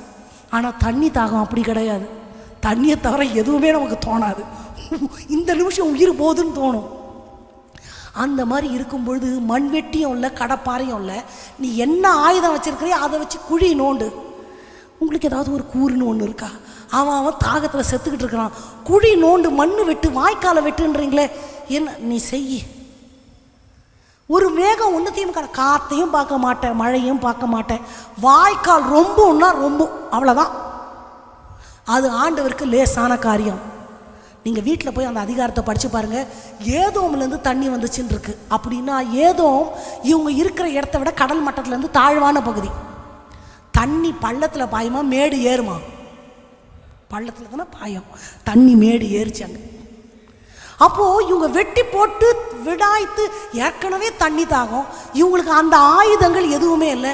இவங்க வச்சுருந்த கத்தியையும் ஈட்டியையும் எல்லாம் மண்ணை குத்தி குத்தி 1 2 போட்டு நோண்டி மயக்கம் அடித்து தண்ணி தாகத்தில் எல்லாம் துவண்டு பேன்னு விழுந்துட்டாங்க. நம்ம செத்து போயிட்டா எப்படி இருப்போம்னு யாருக்காவது கற்பனை வந்திருக்கா? எனக்கு அந்த மாதிரி வினோத கற்பனையெல்லாம் வரும். ஆசையாக இருந்துச்சுன்னா உங்கள் வீட்டில் ஒருத்தர்கிட்ட உங்கள் மொபைலை கொடுத்துட்டு நான் தூங்கும் போது ஃபோட்டோ எடுத்து வைன்னு சொல்லுங்கள். எந்திரிச்சு பார்த்தீங்கன்னா போயிடுச்சாட்டிருக்குன்னு நினைக்கிற மாதிரி இருக்கும். தூங்கும் போதே அவ்வளோ கொடுமையாக இருக்கும்னா, மயக்கம் போட்டுருந்தா எப்படி இருக்கும்? ஒரிஜினலாகவே பொட்டுன்னு போயிடுச்சுன்ற மாதிரி இருக்கும். எல்லாம் மயக்கடிச்சு விழுந்துட்டாங்க. ராத்திரி தண்ணி வந்திருக்குது. ஆண்டவர் உரைத்தான் நடக்கும். தண்ணி வருது. இப்போ எல்லாம் அரை மயக்கத்தில் இருக்கிறாங்க. மோவாபியர் விடிய காலத்தில் எழும்பி இப்படி கண்களை ஏறெடுத்து பார்த்தா எல்லாம் அலங்கோலமாக கிடக்கிறாங்க. வெயில் பட்டு அந்த காலையில் ஒரு இளம் வெயில் இருக்கும்ல, அந்த தண்ணி அவங்க கண்ணுக்கு எப்படி தெரிஞ்சிச்சான்? ரத்தம் போல தெரிஞ்சுது. இவங்க யுத்தத்திற்கு எத்தனை பட்டு கொண்டு இருக்கிறார்கள். எவனை வெட்டலாம், எங்கே வெட்டினா உயிர் போவோம், இதுவே யோசிச்சுக்கிட்டே இருக்கவனே ஒரு பழமொழி சொல்லுவாங்க, அரண்டவனுக்கு. எனக்கு ஒரு விளையாட்டான காரியம் நினைவுக்கு வருகிறது. இப்போ நினச்சா சிரிப்பு வருது. அப்போ எனக்கு வந்த ஆத்திரத்துக்கு பயங்கரமாக திட்டலான்ற அளவுக்கு கோவம் வந்துச்சு. எங்கள் கல்லூரியில் வந்து சபை, அந்த சர்ச்சில் உள்ளவங்க ஒரு பாட்டி இறந்துட்டாங்க. இறந்தவங்களுக்கு போய் பாட்டு பாடுறதுக்கு எங்களை ரொட்டீனாக அனுப்புகிறாங்க, டியூட்டி பிரகாரம் 4 பேராக. அப்போ சாயங்காலம் என்னுடைய டேர்ன். நானும் என் கூட இன்னும் 2 3 தோழிகள் போய் சாவு பாட்டாக பாட்டிக்கு உட்காந்து 1 மணி நேரம் பாடிட்டு வந்துட்டோம். வந்துட்ட உடனே சரி டெத்துக்கு போயிட்டு வந்தோமே, நாங்கள் தலை குளிச்சிட்டோம். எல்லோரும் நைட்டு 9 மணிக்கு படுத்து தூங்கிட்டாங்க. எனக்கு வந்து தலை ஈரமாக இருந்தால் பொதுவாகவே தலைவலி வரும். சரி கொஞ்ச நேரம் அப்படியே நடமாடி தலையை காய வச்சுட்டு தூங்கலான்ட்டு அந்த வெரண்டாவில் நடமாடிட்டு இருந்தேன், தலையை விரிச்சு போட்டு. நைட்டு ஒரு 10-11 இருக்கும். நடமாட்டினவங்க சும்மா இருக்க வேண்டியதானே, தலையை இப்படி பண்ணிக்கிட்டே கொஞ்சம் காயட்டோன்ட்டு ஸ்தோத்திரம் பண்ணிக்கிட்டே ஆண்டவரேன்ட்டு ஒவ்வொன்று ஏன் நினச்சி ஸ்தோத்திரம் பண்ணிக்கிட்டு நான் இப்படி நடக்கிறேன். எங்கள் பில்டிங் எல் மாதிரி இருக்கும், இந்த பக்கம் சில்ட்ரன்ஸ் ஹோம். திடீர்னு பயங்கர சத்தம். அதுங்க கத்தனை சத்தத்தில் நான் பயந்து ரூம்குள்ளே வந்துட்டேன். ரூம்குள்ளே வந்துட்டு இதுக்கு முன்னாடி என்னென்னா, எல்லா பைபிள் காலேஜ்லேயும் பேய் கதை சொல்லுவாங்க. என்ன சொல்லுவாங்க? இந்த காலேஜ் கட்டுறதுக்கு முன்னாடி இது சுடுகாடாக இருந்துச்சாமா, இவங்க என்னமோ பார்த்த மாதிரி. இங்கே ஒரு மரம் இருக்குல்ல, அதில் ஒரு அக்கா தூக்க போட்டு தொங்கிட்டாங்களாமா. இந்த கிணத்துல ஒரு பாட்டி விழுந்து செத்து போச்சான். பாட்டி கிணத்துல விழுலனாலும் இந்நேரம் செத்து இருக்கும். ஒரே கதையாக சொல்லுவாங்க. எனக்கு வந்து நான் வெளியே பார்த்தா தைரியம் மாதிரி இருப்பேன், உள்ளே கொஞ்சம் டரு தான். இதை கேட்டாலே எனக்கு பிடிக்காது, அதனால எல்லாரையும் திட்டி விட்டுருவேன். இந்த கதையெல்லாம் எதுக்கு பேசிட்டு இருக்கிறீங்க, இது பேசுறதுக்காக வந்தீங்கன்னு. இந்த விஷயம் நடக்கிறதுக்கு முன்னாடி ஒரு நாள் என்ன ஆச்சு, நான் நல்லா தூங்கிட்டே இருக்கேன். திடீர்னு கண்ணை திறந்தா டார்மிட்டரியில் ஒருத்தர் இல்லை. 20 பேர் தங்குற டார்மிட்டரி, ஒருத்தர் இல்லை. எனக்கு என்ன தோணுச்சுன்னா, வருகையில் எல்லாம் எடுத்துக்கொள்ளப்பட்டாங்க போல, நம்ம கைவிடப்பட்ட பாட்டோம். அப்புறம் சுதாரிச்சுட்டு மெதுவாக பார்த்தா ஏதோ சத்தம் கேட்டுச்சு. வெளியே போய் பார்த்தா எல்லாரும் ஒரு இடத்துல போய் இன்னத்தையும் பார்த்துட்டு இருக்கிறாங்க. நான் மெதுவாக போய் என்ன பார்க்குறீங்க என்ன, எல்லாம் ஒருத்தரை பார்த்துட்டு, இன்னைக்கு அமாவாசையாமா, இன்னைக்கு 12 மணிக்கு அந்த இடத்துல ஒரு உருவம் தெரியுமாமா. பிடிச்சி பயங்கரமாக திட்டி விட்டேன். என்ன நினச்சிட்டு இருக்கிறீங்க, எல்லாம் உள்ளே போங்க அப்படின்னு. அப்புறம் நீ அதெல்லாம் நம்ப மாட்டேன், நீ பெரிய தைரியசாலியெல்லாம் இல்லை, சின்னதுலேருந்தே எல்லாம் நீ தான் தைரியசாலின்னு முன்னாடி அனுப்பி மீசையில் மண்ணு ஓட்டாமல் இருக்க வேண்டியதாகி போச்சு. எனக்கும் பயமாக தான் இருக்கும். ஆனால் எல்லாரும் இப்படி சொல்கிறாங்க, நம்மளும் பயந்தாங்கொழின்னு காமிச்சா ரொம்ப கெத்து போயிடும்னிட்டு அப்படியே மெயின்டைன் பண்ணுறது. அப்போது என்னாச்சுன்னா, நான் கொஞ்சம் இவங்கெல்லாம் கத்தனை உடனே பயந்துன்னு உள்ளே வந்து கதவை சாத்திட்டு எதுக்கு கத்தியிருப்பாங்க, இந்த பைபிள் காலேஜில் பேய் பிடிச்சது ஒருத்தவங்க இருப்பாங்க, ஃபிட்ஸ் வரவங்க ஒருத்தவங்க இருப்பாங்க, தற்கொலை ஆவி ஒருத்தவங்க இருப்பாங்க, ஃபெயிலானவங்க ஒருத்தவங்க இருப்பாங்க, லவ் ஃபெயிலியர் இருப்பாங்க. ஒரு செட்டுக்கு ஒருத்தர் அப்படி இருப்பாங்க. நான் படித்த எல்லா காலேஜ்லேயும் பேய், பைபிள் காலேஜ்னு தான் பேர், எல்லா காலேஜ்லேயும் பேய் கதை சொல்லுவாங்க. அதை கேட்கறதுக்கு ஒருத்தர் இல்லை 10 பேர் இருப்பாங்க, ஒருத்தர் கதை சொல்லிட்டு இருப்பாங்க உட்டான்ஸ் விட்டுக்கிட்டு. எல்லாம் அதை பார்த்துட்டு 4 தூங்காது நைட்டு. இந்த கதையெல்லாம் நடக்கும். அப்போது நிஜமாலுக்கும் அந்த மாதிரி ஏதாவது வந்திருக்குமோ, இல்லை யாரோ சிக்காக இருப்பாங்களோ. கொஞ்ச நேரம் பயந்துட்டு அதுக்கப்புறம் முடிச்சுட்டு ரூம்குள்ளே இருக்கும். ஒரு மாதிரி இருந்துச்சு, தலை காயாட்டி போகுதுன்னு சொல்லிட்டு படுத்து தூங்கிட்டேன். காலையில் எழுந்திரிச்சு டியூட்டியெல்லாம் முடிச்சுட்டு தலை சீவிட்டு இருக்கிறேன். நேற்று என்ன நடந்துச்சான் தெரியுமா, சில்ட்ரன்ஸ் ஹோம் பிள்ளைங்க ரெஸ்ட் ரூம் போகலான்னு ஏஞ்சி வந்தா அந்த வெரண்டாவில் ஒரு பேய் தலைவிரி கோலமாக நடந்து நம்ம டார்மிட்டரிக்குள்ளே நுழைஞ்சிருச்சான். வந்த கோபம், முட்டாள்களின் தலைவியை என்ன பேசிட்டு இருக்கிறேன். இப்போ சிரிப்பு வருது, அப்போ சிரிப்பே வரல. உங்களுக்குலாம் அறிவுன்னு ஒன்று இருக்கா. அப்புறம் இப்போ சொல்லிட்டேன், நான் தான் நடந்துட்டு இருந்தேன், இதுங்க கத்துன உடனே பயந்துட்டு உள்ளே வந்துட்டேன். அப்புறம் வார்டன் வரைக்கும் போய் எங்கெங்கே மேலிடத்துக்கெல்லாம் போய் சிசிடிவி செக் பண்ணால் இந்த பேய் என்ன பண்ணுறது. அரண்டவனுக்கு இருண்டது என்னதாக தான் தெரியும். அதனால இதுக்கு ஏற்கனவே பேய் கதைன்னு கேட்டு மனுஷன் கூட தலையை காய வைக்க முடியல, அந்த மாதிரி ஆகி போச்சு. இப்போது நினச்சா எனக்கு ரொம்ப சிரிப்பு வருது. அப்போ எனக்கு வந்த கோபத்துக்கு அளவே இல்லை. ஆண்டவரே, ஒரு ஜபம் பண்ணிக்கிட்டு இருந்தவளை போய் அப்புறம் சொன்னால், நீ முக்காடு போட்டு ஜபம் பண்ணலை, தலையை விரிச்சிட்டு ஜபம் பண்ணால் பேயின்னு நினைக்காம என்ன நினைப்பாங்க. அந்த மாதிரி இந்த மோவாபியர் யுத்தத்திற்கென பழக்கப்பட்டவர்கள், யுத்தத்திற்கென ஆயத்தமாக்கப்பட்டவர்கள். யுத்தம் எவனை எங்கே வெட்டினா உயிர் போவோம், எப்படி வெட்டணும், இவன் தான் ஸ்கெட்சு போட்டு இதுவே மைண்டில் ரெக்கார்ட் பண்ணி வச்சிருந்ததுனாலவோ தெரில, விடிய காலத்தில் வந்து நின்னா தண்ணி எப்படி தெரியுது, ரத்தம் மாதிரி தெரியுது. இவங்க ஆயுதங்களை மண்ணை வெட்டி போட்டாங்க, அது சிவப்பு கலர் மண், அதெல்லாம் குத்தி சதைகளெல்லாம் வீசப்பட்ட மாதிரி தெரியுது. இவங்க மயக்கி விழுந்து அலங்கோலமாக விழுந்து கிடக்கிறவங்கள பார்த்தா இவர்கள் ஒருவரோடு ஒரு வெட்டுண்டு மடிந்து போனார்கள். இப்போ என்ன ஆச்சுன்னா, அவனுங்களை போய் கொள்ளையிடலான்ட்டு இவங்க ஆயுதத்தெல்லாம் போட்டாங்க. எதிராளிகள் ஆயுதத்தெல்லாம் போட்டு அவங்க இஸ்ரவேலர்களுக்குள்ளே போகிறாங்க. போய் அவன் சட்டையை தொட்டா, இவன் அரை மயக்கத்தில் இருந்தால கண்ணை டொயன்னு திறந்துட்டான். திறந்தா யார் நிற்கிறான், எதிராளி நிராயுதபாணியாக நிற்கிறான். வாடா வா, இதுக்கு பேர் தான் வாலண்டியராக வந்து வலையில் உழுகிறது. இதுக்கு தானே வந்தேன் பாரு. கத்தி ஏற்கனவே மண்ணை வெட்டி கொஞ்சம் சத்தையாக தான் இருக்குது, மழுங்கி தான் இருக்குது, எடுத்து ஒரே வெட்டு வம்படியாக வந்து கையில் சிக்கி கொண்டார்கள். யார்? எதிராளிகள் இஸ்ரவேல் ஜனங்களுடைய கையில். அப்போது ஆண்டவர் செய்ய நினைக்கிறது, தாகத்தில் உயிர் போது தண்ணி தான் கேட்டேன், உனக்கு தண்ணி மட்டும் இல்லை, இந்தா எதிராளி உன் கையிலேயே. எதிரியுடைய புத்தி பேதலிச்சு போச்சா. தண்ணிக்கு ரத்தத்துக்கு வித்தியாசம் தெரியல. வசனம் நீங்கள் போய் படித்து பாருங்கள். வெயில் அப்போ படும் பொழுது அது அவர்களுக்கு எப்படிப்பட்டதா, ரத்தத்தை போல அவர்களுக்கு காட்சி அளித்தது. எல்லாம் வெட்டி செத்து ரத்தம் ஆறா ஓடுதுன்னு கற்பனை பண்ணிக்கிட்டாங்களாம் மோவாபியர். எதிராளியின் சிந்தையை மாற்ற என் ஆண்டவரால் முடியும். லோத்துவனுடைய நாட்களில் எதிராளியை குருட்டாட்டம் பிடிக்க வைக்க என் ஆண்டவரால் முடியும். நீ சபிக்க வேண்டும் என்று கூலி பொருத்தின பீலேயாமுடைய சிந்தைகளையும் நாவையும் போய் நின்ன உடனே வெயிட், என்ன ஆசீர்வாதம்? சபிக்க போறியா? ஆசீர்வாதம் தான் நீ பண்ணணும். நாவை மாற்றி அமைத்து ஆசீர்வதிப்போம். வெயிட் வெயிட், உனக்கு எதுக்கு நான் கூலி கொடுத்தேன்? சபிக்கிறதுக்கு. நான் என்ன சொன்னா நீ என்ன சொல்லிக்கிட்டு இருக்கிற? கண்ட்ரோல் அங்க இருக்கு. என் ஆண்டவர் தமது ஜனங்களுக்கு செய்ய எதை நினைக்கிறாரோ அதை செய்து முடிக்க வல்லவர். அகிதோப்பேலின் ஆலோசனைகள் கர்த்தருடைய கட்டளைய போல இருக்கும். ஆனா ஆண்டவருடைய மனுஷனுக்கு விரோதமாக எழும்புனா அகிதோப்பேலின் ஆலோசனையை ஆண்டவர் அபத்தமாக்குவார், பைத்தியமாக பண்ணுவார். இதெல்லாம் நடக்குமா? நடக்கும். ஏன் தெரியுமா? அங்க ஆண்டவருடைய கிரியேஷன், தனி மனிதனுக்குள்ள ஒரு மாற்றம், சூழ்நிலைகளை மாற்றி அமைப்பார். எப்படி செய்வார், என்ன செய்வார், அவருடைய பிளான் எல்லாம் நமக்கு வெளியரங்கமாக்கப்படாது. அதனுடைய ப்ளூ பிரிண்ட் எல்லாம் நம்ம கையில் தெரியாது. செய்வார்னா ஆமாம், விசுவாசி தான் ஆகணும். அதற்கான ஏதுக்கள் இருக்காது. உள்ளங்கையளவு மேகம் எல்லா இடத்திலும் புலப்படாது. அவர் செய்வதற்கான ஆயத்த பணிகள் என்ன நடந்து கொண்டிருக்கிறதுன்றது நம்ம கண்களுக்கு சில நேரம் தெரியாது. மலை முகடுகளுக்கு மேலாய் தண்ணீர் நிற்கிறது நோவாவுடைய காலத்தில். இதுதான் பீக், மவுண்டனோட பீக்குன்னு வைங்களேன். இதுக்கு மேலே தண்ணிக்கு மேலே படகு இருக்குது, சுற்றி தண்ணி. நினச்சி பாருங்க, தண்ணி தேங்கினா எவ்வளவு நாரும். மொத்த தாவரங்கள் அழுகி ஒரு நாற்றம். மிருக ஜீவன்கள் எல்லாம், எறும்பு, கரப்பாம்பூச்சியில், எலியிலிருந்து யானை வரைக்கும் இவங்க கப்பலில் ஏத்தாத எல்லாம் செத்து நாறுது. பேழைக்குள்ள அதை விட கண்டிப்பாக நாத்தம் இருந்திருக்கும். அந்த மிருகங்கள் எல்லாம் எப்படி டாய்லெட் போயிருக்கும்? அது உள்ள தானே போயிருக்கும். அதை யார் அள்ளுறது? இந்த பேழைக்குள்ள இருக்கிற ஒரு குடும்பம் தான் அள்ளணும்.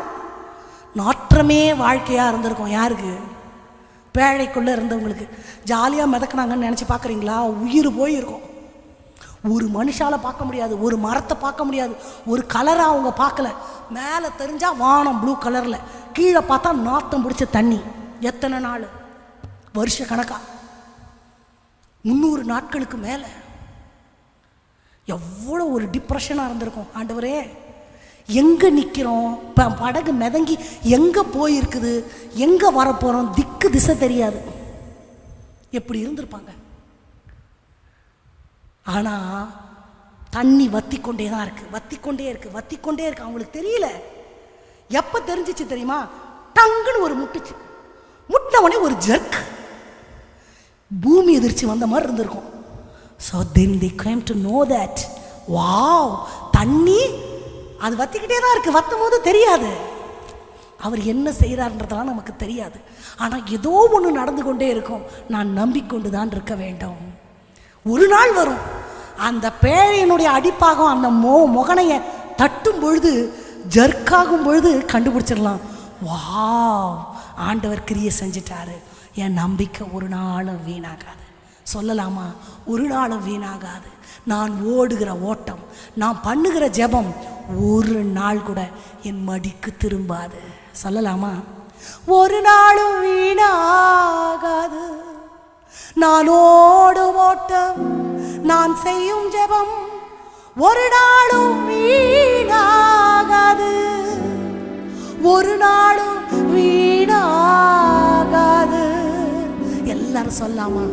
என்ன காரியத்திற்காக ஜெபிச்சு கொண்டிருக்கிறோமோ நமக்கு தெரியாது. ஆண்டவர் என்ன ஒர்க்க ஆரம்பிச்சிருக்கிறார் தெரியாது. மண்ணை வெட்டும் பொழுது இஸ்ரவேலர்கள் சலித்து கொண்டு வெட்டியிருப்பாங்க. மண் வெட்டி இல்லாமல் எப்படி மண்ணை வெட்டுவான்? ஒரு புல்டோசர் கூட இல்லை. நாங்கள் யுத்தத்துக்கு அல்லவா வந்தோம்.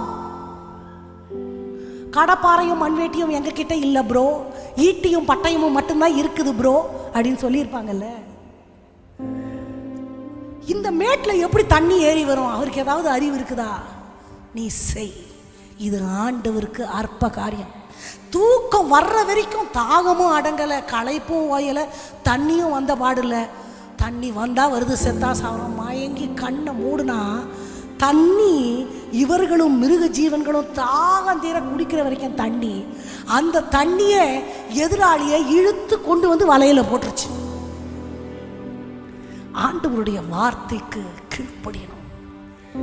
ஊழியக்கார முகத்தை என்றைக்கும் நம்ம தரிசிக்கணும்.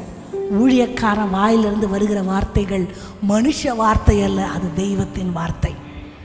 இப்ப சொல்லாமா, ஒரு நாளும் வீணாகாது, ஒரு நாளும் வீணாகாது. நான் ஓடும் ஓட்டம், நான் செய்யும் ஜெபம் ஒரு நாளும் வீணாகாது, ஒரு நாளும் வீணாகாது. தொடர்ந்து ஓடு, விட்டு விடாதே, ஜெபம் செய்வதை நீ மறந்து விடாதே. தொடர்ந்து ஓடு, விட்டு விடாதே, ஜெபம் செய்வதை மறந்து விடாதே. ஒரு நாளும் வீணாகாது. சொல்லுவோமா? நான் ஓடும் ஓட்டம், நான் செய்யும் ஜெபம் ஒரு நாளும் வீணாகாது, ஒரு நாளும் வீணாகாது. அவமானம் நிந்தை எல்லாம், அவமானம் நிந்தை எல்லாம் அனுதின உணவு போல், அனுதின உணவு போல அவமானம். சத்தமா சொல்லுவோமா?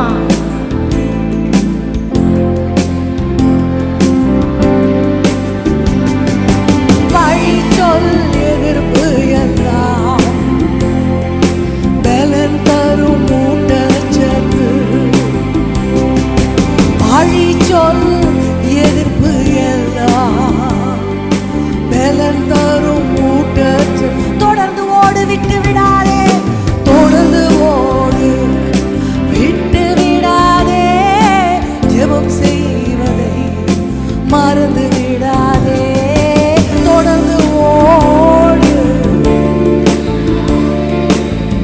ஜெபம் செய்வதை மறந்து விடாதே. மனசுல நல்லா எழுதி வச்சுக்கோங்க, என் ஜெபம் ஒரு நாள் கூட தரையில விழாது. அல்லேலூயா. ஆண்டவர் கிரியை செய்ய ஆரம்பித்து விட்டார், ஆனா என் கண்ணுக்கு அது தெரியாது. சில டைம் செஞ்சு ரெடியாவே வச்சிருப்பாரு, துறவு ரெடியா இருக்குது. ஆண்டவர் அவர் கண்களை திறந்தார், அதை பார்க்க முடியாதபடி சில நேரம் அந்த அவிசுவாசம், உலக பிரகாரமான மனிதர்களுடைய வார்த்தையெல்லாம் நம்ம கண்ணுக்கு வந்து ஒரு மறைவு கட்டிடும். அப்போ விசுவாசம் பெருக பெருக பெருக, ஆண்டவர் மேலே உள்ள நம்பிக்கை பெருக பெருக, ஜெபம் பெருக பெருக அந்த கண்கள் திறக்கப்படும். திறக்கும் பொழுது என்னுடைய ஆசீர்வாதம் இங்கே தான் இருக்கும். அல்லேலூயா. அப்போ ஆண்டவர் புதிய வானம் புதிய பூமின்றது ஒரு தனிப்பட்ட மனிதனுக்குள்ள வருகிற மாற்றம்.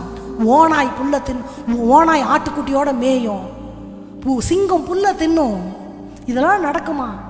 எப்பேற்பட்ட சுவாபங்கள், இண்டிவிஜுவல் சேஞ்ச், அது கிரியேஷனில் உள்ளடக்கம். ரெண்டாவது, சுற்றி உள்ள சூழ்நிலைகள் சாதகமாகவே இருக்காது. மேட்டில் தண்ணி ஏறி வராது.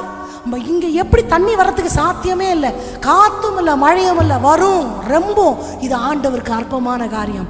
மூன்றாவது ஒரு காரியம் என்னன்னா டிரான்ஸ்ஃபர்மேஷன். இப்படி இருந்தது எப்படி இப்படி மாறுச்சு? இது நடக்க வாய்ப்பே இல்லையே. இந்த மூன்று காரியங்கள் ஒரு கிரியேஷன், அந்த பராக் என்ற வார்த்தையின் உள்ளடக்கம். இது நடக்க நான் சொல்லியிருக்கிறேன் உங்களுக்கு, ஆசீர்வாதங்கள் எல்லாமே நிபந்தனைகளுக்கு. ஆண்டவர் மேஜிக் ஜீபூம்பாலாம் பண்ண மாட்டார், மெஜிஷியன் மாதிரி சீன் காமிக்கலாம் மாட்டார். நீ செய், நீ என்னோட இரு, உன்னுடைய ஹியூமன் இனிஷியேட்டிவ் எல்லாத்துலேயும் வேணும். அப்போ என் வாழ்க்கையில் நான் புதிய வானம் புதிய பூமியை பார்க்கணுன்னா என்கிட்ட மூன்று காரியம். அதை வேகமாக படித்து நம்ம கடந்து போகலாமா? 8வது வசனத்தை வாசிக்கலாமா? அதே அதிகாரத்தில் 8வது வசனம், கர்த்தர் சொல்லுகிறது என்னவென்றால், திராட்சை குலையில் ரசம் காணப்படும் பொழுது அதை அழிக்காதே, அதில் ஆசீர்வாதம் உண்டு என்று சொல்லுகிறபடி நான் என் ஊழியக்காரரின் நிமித்தம் அனைத்தையும் நான் அழிக்க மாட்டேன். நான் சொன்னேன் ஊழியக்காரன். இவங்க தண்ணி கிடைக்கலன்னு எங்கே போனாங்க? தீர்க்கதரிசிக்கிட்ட போனாங்களா? நான் சிருஷ்டிப்பின் 3 காரியங்களை உங்களுக்கு சொன்னேன். தனக்குள்ள வருகிற மாற்றம், நம்ம மனசுக்குள்ளேயே ஏகபோக என்ன அலைகள் வரும். இது எப்படி ஆகும் என் ஆண்டவனே? நான் புருஷனை அறியனே, இது எப்படி நடக்கும்பா? இதுதான் நமக்குள்ள வருகிற எண்ண அலைகள். நமக்குள்ள ஒரு மாற்றம் வேணும். சூழ்நிலைகள் மற்றவங்க சொல்றதெல்லாம் பார்க்கும் பொழுது இது நடக்கிறதுக்கு வாய்ப்பே இல்லை. அதே தான் இந்த இவங்க வாழ்க்கையில் நடந்துச்சு. இவங்க கேட்டது குடிக்க தண்ணீர் மட்டும்தான்.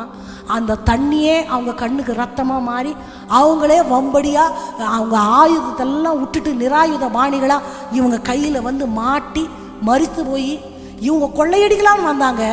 ஆனால் வள்ளிலாம் வந்து மாட்டி மறுபடியும் இஸ்ரவேல் ஜனங்க தான் மோவாபியரை கொள்ளை கொண்டார்கள்.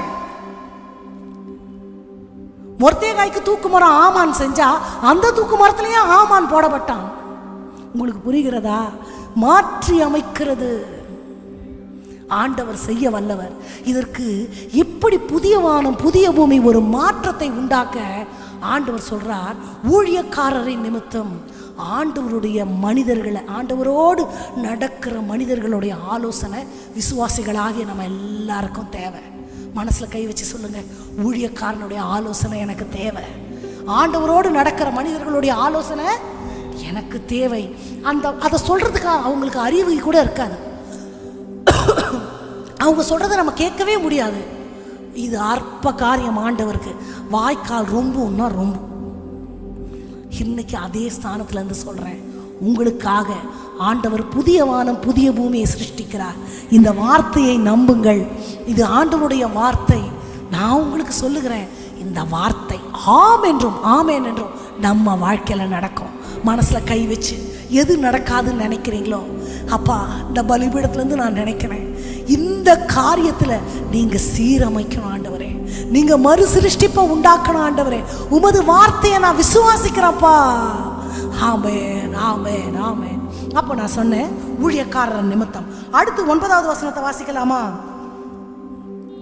யாக்கோபிலிருந்து ஒரு வித்தையும் யூதாவிலிருந்து என் மலைகளை சுதந்திரிப்பவர்களையும் எழும்ப பண்ணுவேன். நான் தெரிந்து கொண்டவர்கள் யாரா? ஆண்டவர் சில பேரை தெரிந்து கொள்ளுவார். அந்த தெரிந்து கொள்ளுதல் வரிசையில் நீங்க இருந்தீங்கன்னா நீங்களும் பாக்கியவான்கள். அப்போ அந்த வரிசையில் ஒருவேளை நீங்க யாரோ ஒருத்தரை பார்த்து இவங்க ஆண்டவரால் பயன்படுத்தப்படுகிற பாத்திரம், அவங்க ஊழியக்காரங்களா இல்லாமல் இருக்கலாம், ஆனால் ஆண்டவரோடு நடக்கிறவங்களா இருப்பாங்க. அப்படிப்பட்ட மனிதர்களுடைய வார்த்தைகளுக்கு செவி கொடுங்கள். 3வது ஒரு காரியம், அடுத்த வசனத்தை படிக்கலாமா? 10வது வசனம். சாரோன் ஆட்டு தொழுவமாகவும் ஆகோரின் பள்ளத்தாக்கு மாட்டுக்கடையாகவும் இருக்க யாருக்கா? ஆண்டவரை தேடுகிறவர்களுக்கு. சரி, தேடுறதுன்னா என்ன? ஏதாவது காணா போச்சுன்னா தேடுவோம்ல. யாருக்கெல்லாம் தேடுறது ரொம்ப பிடிக்கும்? எனக்கு பிடிக்கவே பிடிக்காது. தேடணும்னா கோபமாக வரும். தேடுறதுக்கு பயந்துட்டே அதை தான் அங்கங்கே பத்திரமா வச்சுட்டா தேடுற வேலை மிச்சம் இல்லை. அதுக்குன்னு ஷெல்ஃபில் பேர் எழுதியெல்லாம் வச்ச நேரங்கள் உண்டு. ஆனாலும் காணா போவோம். அதான் இருக்கிறாங்களே 2 பேர் தொலைக்கிறதுக்கு. 3வது ஒருத்தர் இருக்கிறார். புரிஞ்சவங்க சிரிக்கிறீங்க. தொலைக்கிறதுக்குனே இருப்பாங்க. எடுத்து எங்கே போடுவாங்களோ தெரியாது. எடுக்கும் போது அந்த இடத்துலேருந்து எடுப்பாங்க, வைக்கும் போது எங்கே தோணுதான் வச்சுட்டு அவங்களுக்கே தெரியாது. தேடுதல்ன்றதுக்கு தராஷ் அப்படின்னு ஒரு வார்த்தை பயன்படுத்தப்படுது. அந்த வார்த்தையினுடைய அர்த்தம் என்ன தெரியுமா? Seeking with care. என்னவா? கேரோட தேடுறது. உங்கள் எத்தனை பேருக்கு அந்த அனுபவம் இருக்கும்? கிச்சனில் இப்படி ஒன்று இருக்கும், இல்லை ஒரு பொருள் இருக்கும், தேடுன்னு தேடுவோம், எங்கே போச்சு வெளியேந்து வரதா, இங்கே தான் இருக்குது, கண்ணு தெரில. அனுபவம் இருக்கா? இருக்குல்ல. என்ன அர்த்தம்னா கான்சன்ட்ரேஷன் கொஞ்சம் கம்மியாக தேடுவோம். இப்போ டிரைவிங்கில் வந்து கொஞ்சம் எக்ஸ்பர்ட் ஆகிட்டோம்னா நமக்கு கான்சன்ட்ரேஷன் தேவையில்லை. தானாகவே நம்ம மூளை ஒரு வண்டி வரும்போது தானாகவே பிரேக் அழுத்தும். நம்ம மூளை ரெக்கார்ட் ஆகிடும், கையெல்லாம் அதுக்கு பழகிறோம். தானாகவே பிரேக் போடணும், எல்லாம் தானாக நம்ம மூளை செய்யும். பெருசாக கான்சன்ட்ரேட் பண்ணணும். கண்ணு ரோட்டு மேலே இருந்தால் போதும். எல்லாமே அப்படி தான். சமையலும் ஒரு சப்கான்ஷியஸில் நம்ம அப்படியே ஒரு குத்து மதிப்பாக போட்டாலே சரியாக தான் இருக்கும். பழக்கம் சொல்கிறேன்.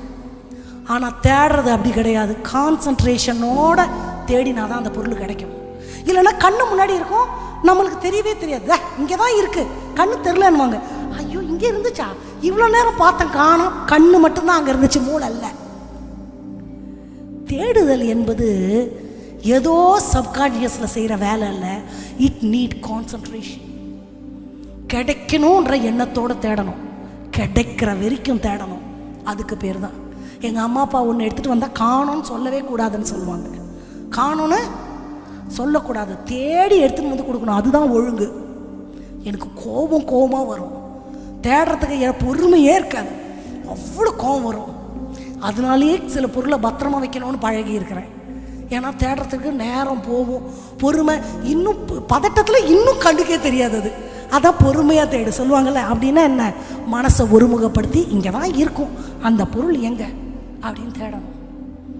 ஆண்டவரை தேடுகிறவர்கள் வரிசையில் நம்ம இருப்போமானால் ரொம்ப அதுதான் ஆவியோடும் உண்மையோடும் கருத்தோடும் ஏனோ தானோன்னு தேடினா ஆண்டவர் கிடைக்க மாட்டார். அதான் சீக்கிங் வித் கேர். அதுதான் அந்த ராஷ்ன்ற வார்த்தையின் அர்த்தம். அப்போ எல்லாரும் கோயிலுக்கு போகிறாங்க, எல்லாரும் கை தட்டுறாங்க, எல்லாரும் பாட்டு பாடுறாங்க. வந்துட்டு ஆண்டவரை பார்த்தீங்களா? பார்க்கலையே. நீ மட்டும் எப்படி இப்படி நிறையிற? உனக்கு மட்டும் வாக்குத்தத்தம்லாம் எப்படி நிறைவேறுது? எனக்கு ஏன் நிறைவேற மாட்டேங்குது? நான் எல்லாரும் சந்தைக்கு போனாங்கன்னு நிறையும் சந்தைக்கு போச்சான். அந்த மாதிரி எல்லாரும் சர்ச்சுக்கு போனாங்க, நானும் போனேன்னு போட்டால் அவரை கண்டுபிடிக்க முடியாது. அவரை தேடுகிற தேடல் சாதாரண தேடல் அல்ல. ஆவியோடும் உண்மையோடும் கிடைக்கிற வரைக்கும் விடமாட்டேன்ற வைராக்கியத்தோட முழு மனசோட தேடினா தம்மை தேடுகிறவர்களுக்கு புலப்படுகிறவர் என் ஆண்டவர். அல்லேலூயா. அந்த வார்த்தை என்னை தேடு, அதிகாலையுமே என்னை தேடுனா ஆண்டவரை தொலைச்சாப்பிட்டோம். ஏன் தேடுன்னு ஒரு வார்த்தையை ஆண்டவர் சொல்லி இருக்கிறார் அக்கறையோட. prayer need a particular place and particular time. சொல்லுங்க. ஆண்டவர் அதிகாலமே தேடுறோம்ல, அப்போ பர்டிகுலர் டைம் ஆண்டவர் சொல்லியிருக்கிறாரு. இன்னொன்று பர்டிகுலர் பிளேஸ். நான் படுக்கையிலேருந்து எந்திரிச்சு அடுத்த ரூமோ இல்லை இன்னொரு இடமோ ஒரு இடத்த ஃபிக்ஸ் பண்ணி அங்கே ப்ரேயர் பண்ணணும். நமக்கு டைம் ஒரு வேளை இருக்கும், எந்த நேரத்துக்கு ஏஞ்சிக்கிறோமோ ஆண்டவருக்கு ஒரு நேரம் குறிப்பிட்டு. நான் ஸ்கூல் டைம்லலாம் எனக்கு அந்த டைம் ரொம்ப கரெக்டாக இருக்கும். அந்த டைமுக்கு எந்திரிச்சு ஜபம் பண்ணி முடிச்சுட்டு கிச்சனுக்கு போகிறதுனால அலாரம் வச்சு எந்திரிச்சிருவோம். ஆனால் இடநாள்லாம் மற்ற நாள்லலாம் அது கொஞ்சம் ஜிக்ஸாக் ஆகிடும். ஆனால் பர்டிகுலர் பிளேஸ்ன்னு ஒன்று இருக்கா நமக்கு. ஆபிரகாம் தன்னுடைய இடத்தை விட்டு இங்கே வரார், ஆண்டவர் பரலோகத்தை விட்டு இங்கே வரார். ரெண்டு பேரும் பேசுகிறாங்க. பேசி முடிச்சுட்டு இவர் திரும்பி போயிட்டாரு, இவங்க திரும்பி போயிட்டாங்க. இந்த லவ்வர்ஸ் சந்திப்பாங்கல்ல காஃபி ஷாப்பில், அந்த மாதிரி. என் ஆண்டவரும் லவ்வர் தான், அவரையும் நான் சந்திக்க அப்படி ஒரு இடத்த வைக்கணும். ஆலயத்தை சொல்லலை, வீட்டிலே அதை ஒரு பழக்கப்படுத்திக்கோங்க. நோ மேட்டர் எவ்வளோ அப்படியே அவ்வளோசுக்கு தான் ஜபிக்கிறீங்களா, அதெல்லாம் இல்லை. ஒரு ஃப்ரீக்வெண்ட் டச் ஆண்டவர் கூட. அதுதான் ஆண்டவரை தேடல்ன்ற வார்த்தை ஆண்டவர் வச்சதுக்கு அதுதான் காரணம். ஒன்று காண போச்சுன்னா விளக்கை கொடுத்தி மரக்காலில் வச்சு வீட்டை கூட்டி அதை கிடைக்காம விட மாட்டா. தேடல்ல ஒரு அக்கறை, ஒரு ஆர்வம், கிடைக்கிற வரைக்கும் தேடுகிற தேடலை அங்கே ஸ்பெசிஃபிக்காக அந்த வார்த்தை சொல்லப்பட்டிருக்கு. அப்போது இந்த மாதிரி ஆண்டவரை தேடணும். ஜான் வெஸ்லி பற்றி உங்களுக்கு நான் சொல்லியிருக்கிறேன். அவருடைய இன்னைக்கும் இத்தனை வருஷ காலங்கள் கழிச்சும் அவருடைய வீடு மியூசியம் மாதிரி வைக்கப்பட்டிருக்கிறது. அது குளிர் தேசம்ன்றதுனால தரையில் மேட்ரஸ் இவ்வளோ தடியாக போட்டிருப்பாங்க, பெட்டு மாதிரி இருக்கும் குளிர் தாங்கிறதுக்காக. ஒரே இடத்துல முழங்கால் போட்டு போட்டு போட்டு அவர் முட்டிப்பட்ட இடம் கொட்டாங்குச்சி மாதிரி 2 பள்ளமாக இருக்குமாமா. இன்றைக்கும் போகிறவங்கெல்லாம் அதை தொட்டு தொட்டு தொட்டு தொட்டு அந்த மனுஷனுடைய முழங்கால் இன்றைக்கு வரைக்கும் இருக்கிற மொத்த பிரசங்கியார்களின் முன்னோடி. என்ன தெரியுமா காரணம்? அந்த முழங்கால். அப்போது ஆண்டவரை தேடுற தேடல்ல நம்ம என்ன வித்தியாசத்தை காட்டுறோம்? So we need a particular time and particular place to seek God. ஆண்டவரோட பேசணும். எத்தனை வார்த்தையிலையும் என்னை தேடுகிறவர்கள் கண்டடைகிறார்கள். புதையலை தேடுகிறது போல தேடு, அதிகாலையிலுமே என்னை தேடு. நான் தொலைச்சாப்பிட்டேன் ஆண்டவரே, இங்கே தானே இருக்கிறீங்க, எதுக்கு என்னை தேடு தேடுன்னு சொல்கிறீங்கன்னா அந்த வார்த்தையினுடைய பொருள் அதுதான். என்னமோ வழக்கத்தின்படி அன்னைக்கு சொல்லி கொடுத்த இந்த நல்ல உணவை தந்த தேவதாயவை நன்றியோடு நினைப்பு.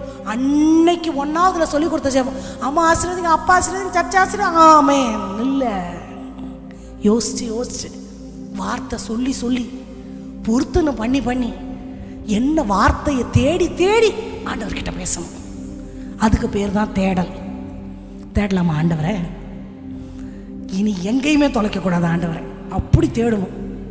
நாம் எல்லாரும் எழுந்து நிற்கலாமா?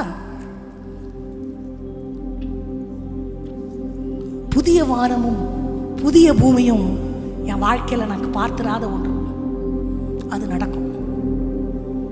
தனி மனிதனுக்குள்ள மாற்றம், சூழ்நிலைகளில் ஒரு மாற்றம், மறுசீரமைப்பு.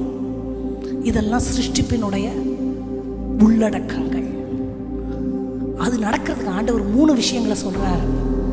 ஊழியக்காரனுடைய வார்த்தை, அவரால் தெரிந்து கொள்ளப்பட்ட தேவ மனிதர்களுடைய ஆலோசனை, 3வது தம்மை தேடுகிறவர்கள். தேடலினுடைய முக்கியத்துவத்தை நான் உங்களுக்கு சொன்னேன். இப்போ ஒரே ஒரு நிமிஷம் நீங்க தேடுங்க பார்ப்போம் ஆண்டவரை. கண்களை மூடுங்க. நீங்க மனசுல பேசினாலும் சரி, வாயில பேசினாலும் சரி, சோத்திர சோத்திர சோத்திரம்லாம் சொல்லாதீங்க. ஏதாவது வார்த்தை பேசுங்க. நீங்க பிரியப்படுற அளவுக்கு நான் வாழணும் ஆண்டவரே. நான் ஜெபம் பண்ணா உங்க மனசு அப்படியே உருகிரணும். ஆபிரகாமோட அப்படியே முகமுகமா பேசுனீங்களாமே, அந்த மாதிரி என் கூட பேச மாட்டீங்களா? ஆதாம் ஏவாளை பார்க்கறதுக்குன்னு நீங்க கிளம்பி வந்தீங்களாமே, அந்த மாதிரி என்னை பார்க்க வர மாட்டீங்களா? தாவீதை பார்த்து நீ எனக்கு சிநேகிதன்னு சொன்னீங்களே, என்னை பார்த்து என்ன சொல்ல போறீங்க? என் வார்த்தையை கேட்காதீங்க, நீங்க பேசுங்க. 1 நிமிஷம் தான் தரப்போறேன். இந்த 1 நிமிஷத்துல 1 கோடி வார்த்தை பேசணும்னு எனக்கு ஆசைப்பான்னு சொல்லுங்க.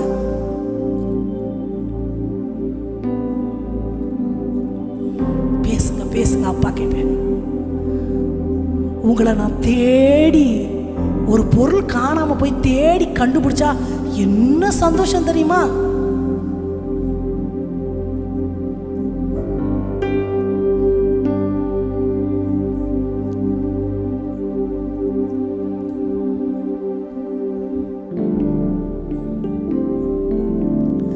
ராஜாவும் மாளிகைய ராப்பகலாய் அமர்ந்திருப்பே.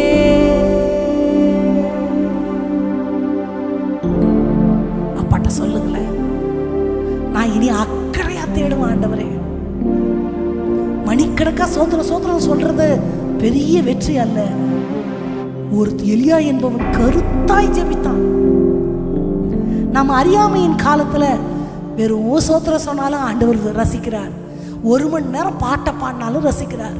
சோத்திர பலி புக்கை வச்சு அதை படிச்சு முடிச்சா கூட ஆண்டவர் ரசிக்கிறார். இப்போ நான் அடுத்த கட்டத்துக்கு போறேன்னா, வார்த்தைகளை தேடி தேடி உதடுகளின் காலன்னா ஆண்டவர் சிங்காசனத்தை அப்படியே முற்ற மாதிரி நான் ஜெபிக்கணும். பிரசன்னம் கிடைக்காம நான் ஏஞ்சி வரவே மாட்டேன்.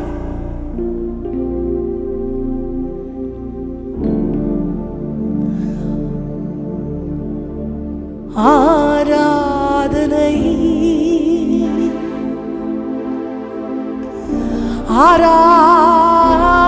ஆராதனை அப்பா அப்பா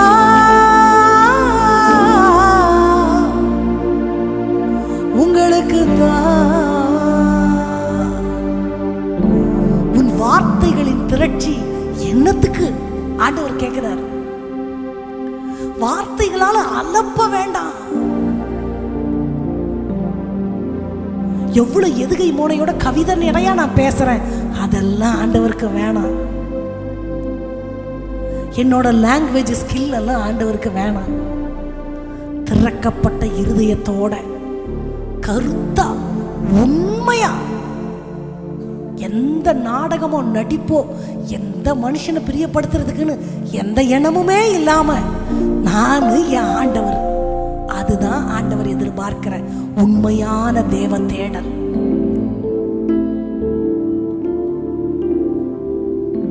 உம்மை துதித்து மகிழ்ந்திருப்பே, எல்லா துயரம் மறந்திருப்பே. ராஜாவும் மாளிகைய ராப்பகலாய் அமர்ந்திருப்பே. இயேசு ராஜாவும் மாளிகைய ராப்பகலாய் அமர்ந்திருப்பே. உங்க பாதத்துல அமர்வேன், துதித்து மகிழ்ந்திருப்பேன். எல்லா துயரங்கள் எல்லா துயரங்கள்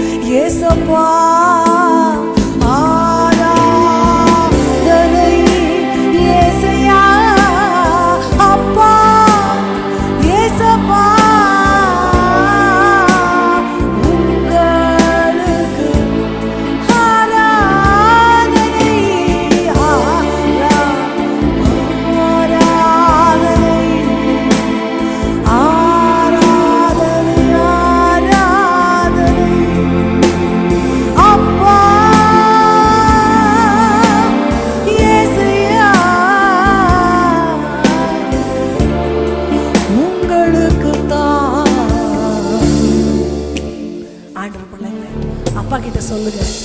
ஏதோ சர்ச்சில் வந்து மனசார தான் ஆராதிக்கிறான், இல்லைன்னு சொல்லலை. அதோட ஆராதனை முடிஞ்சிடக்கூடாது. வீட்டில் டெய்லி டெய்லி டெய்லி தூபம். தோணும் போது ஜெபிக்கிறது இருக்கட்டும், அதற்குன்னு ஒரு நேரம், அதற்குன்னு ஒரு இடம் என் வாழ்க்கையில நான் நியமிச்சுக்கணும்பா. எனது முழங்கால்கள் உம்மை கனப்படுத்தட்டும். எனது வாயின் வார்த்தைகள் சுகந்த தூபமாய் உங்க சமூகத்தில் ஏறெடுக்கப்படட்டும்.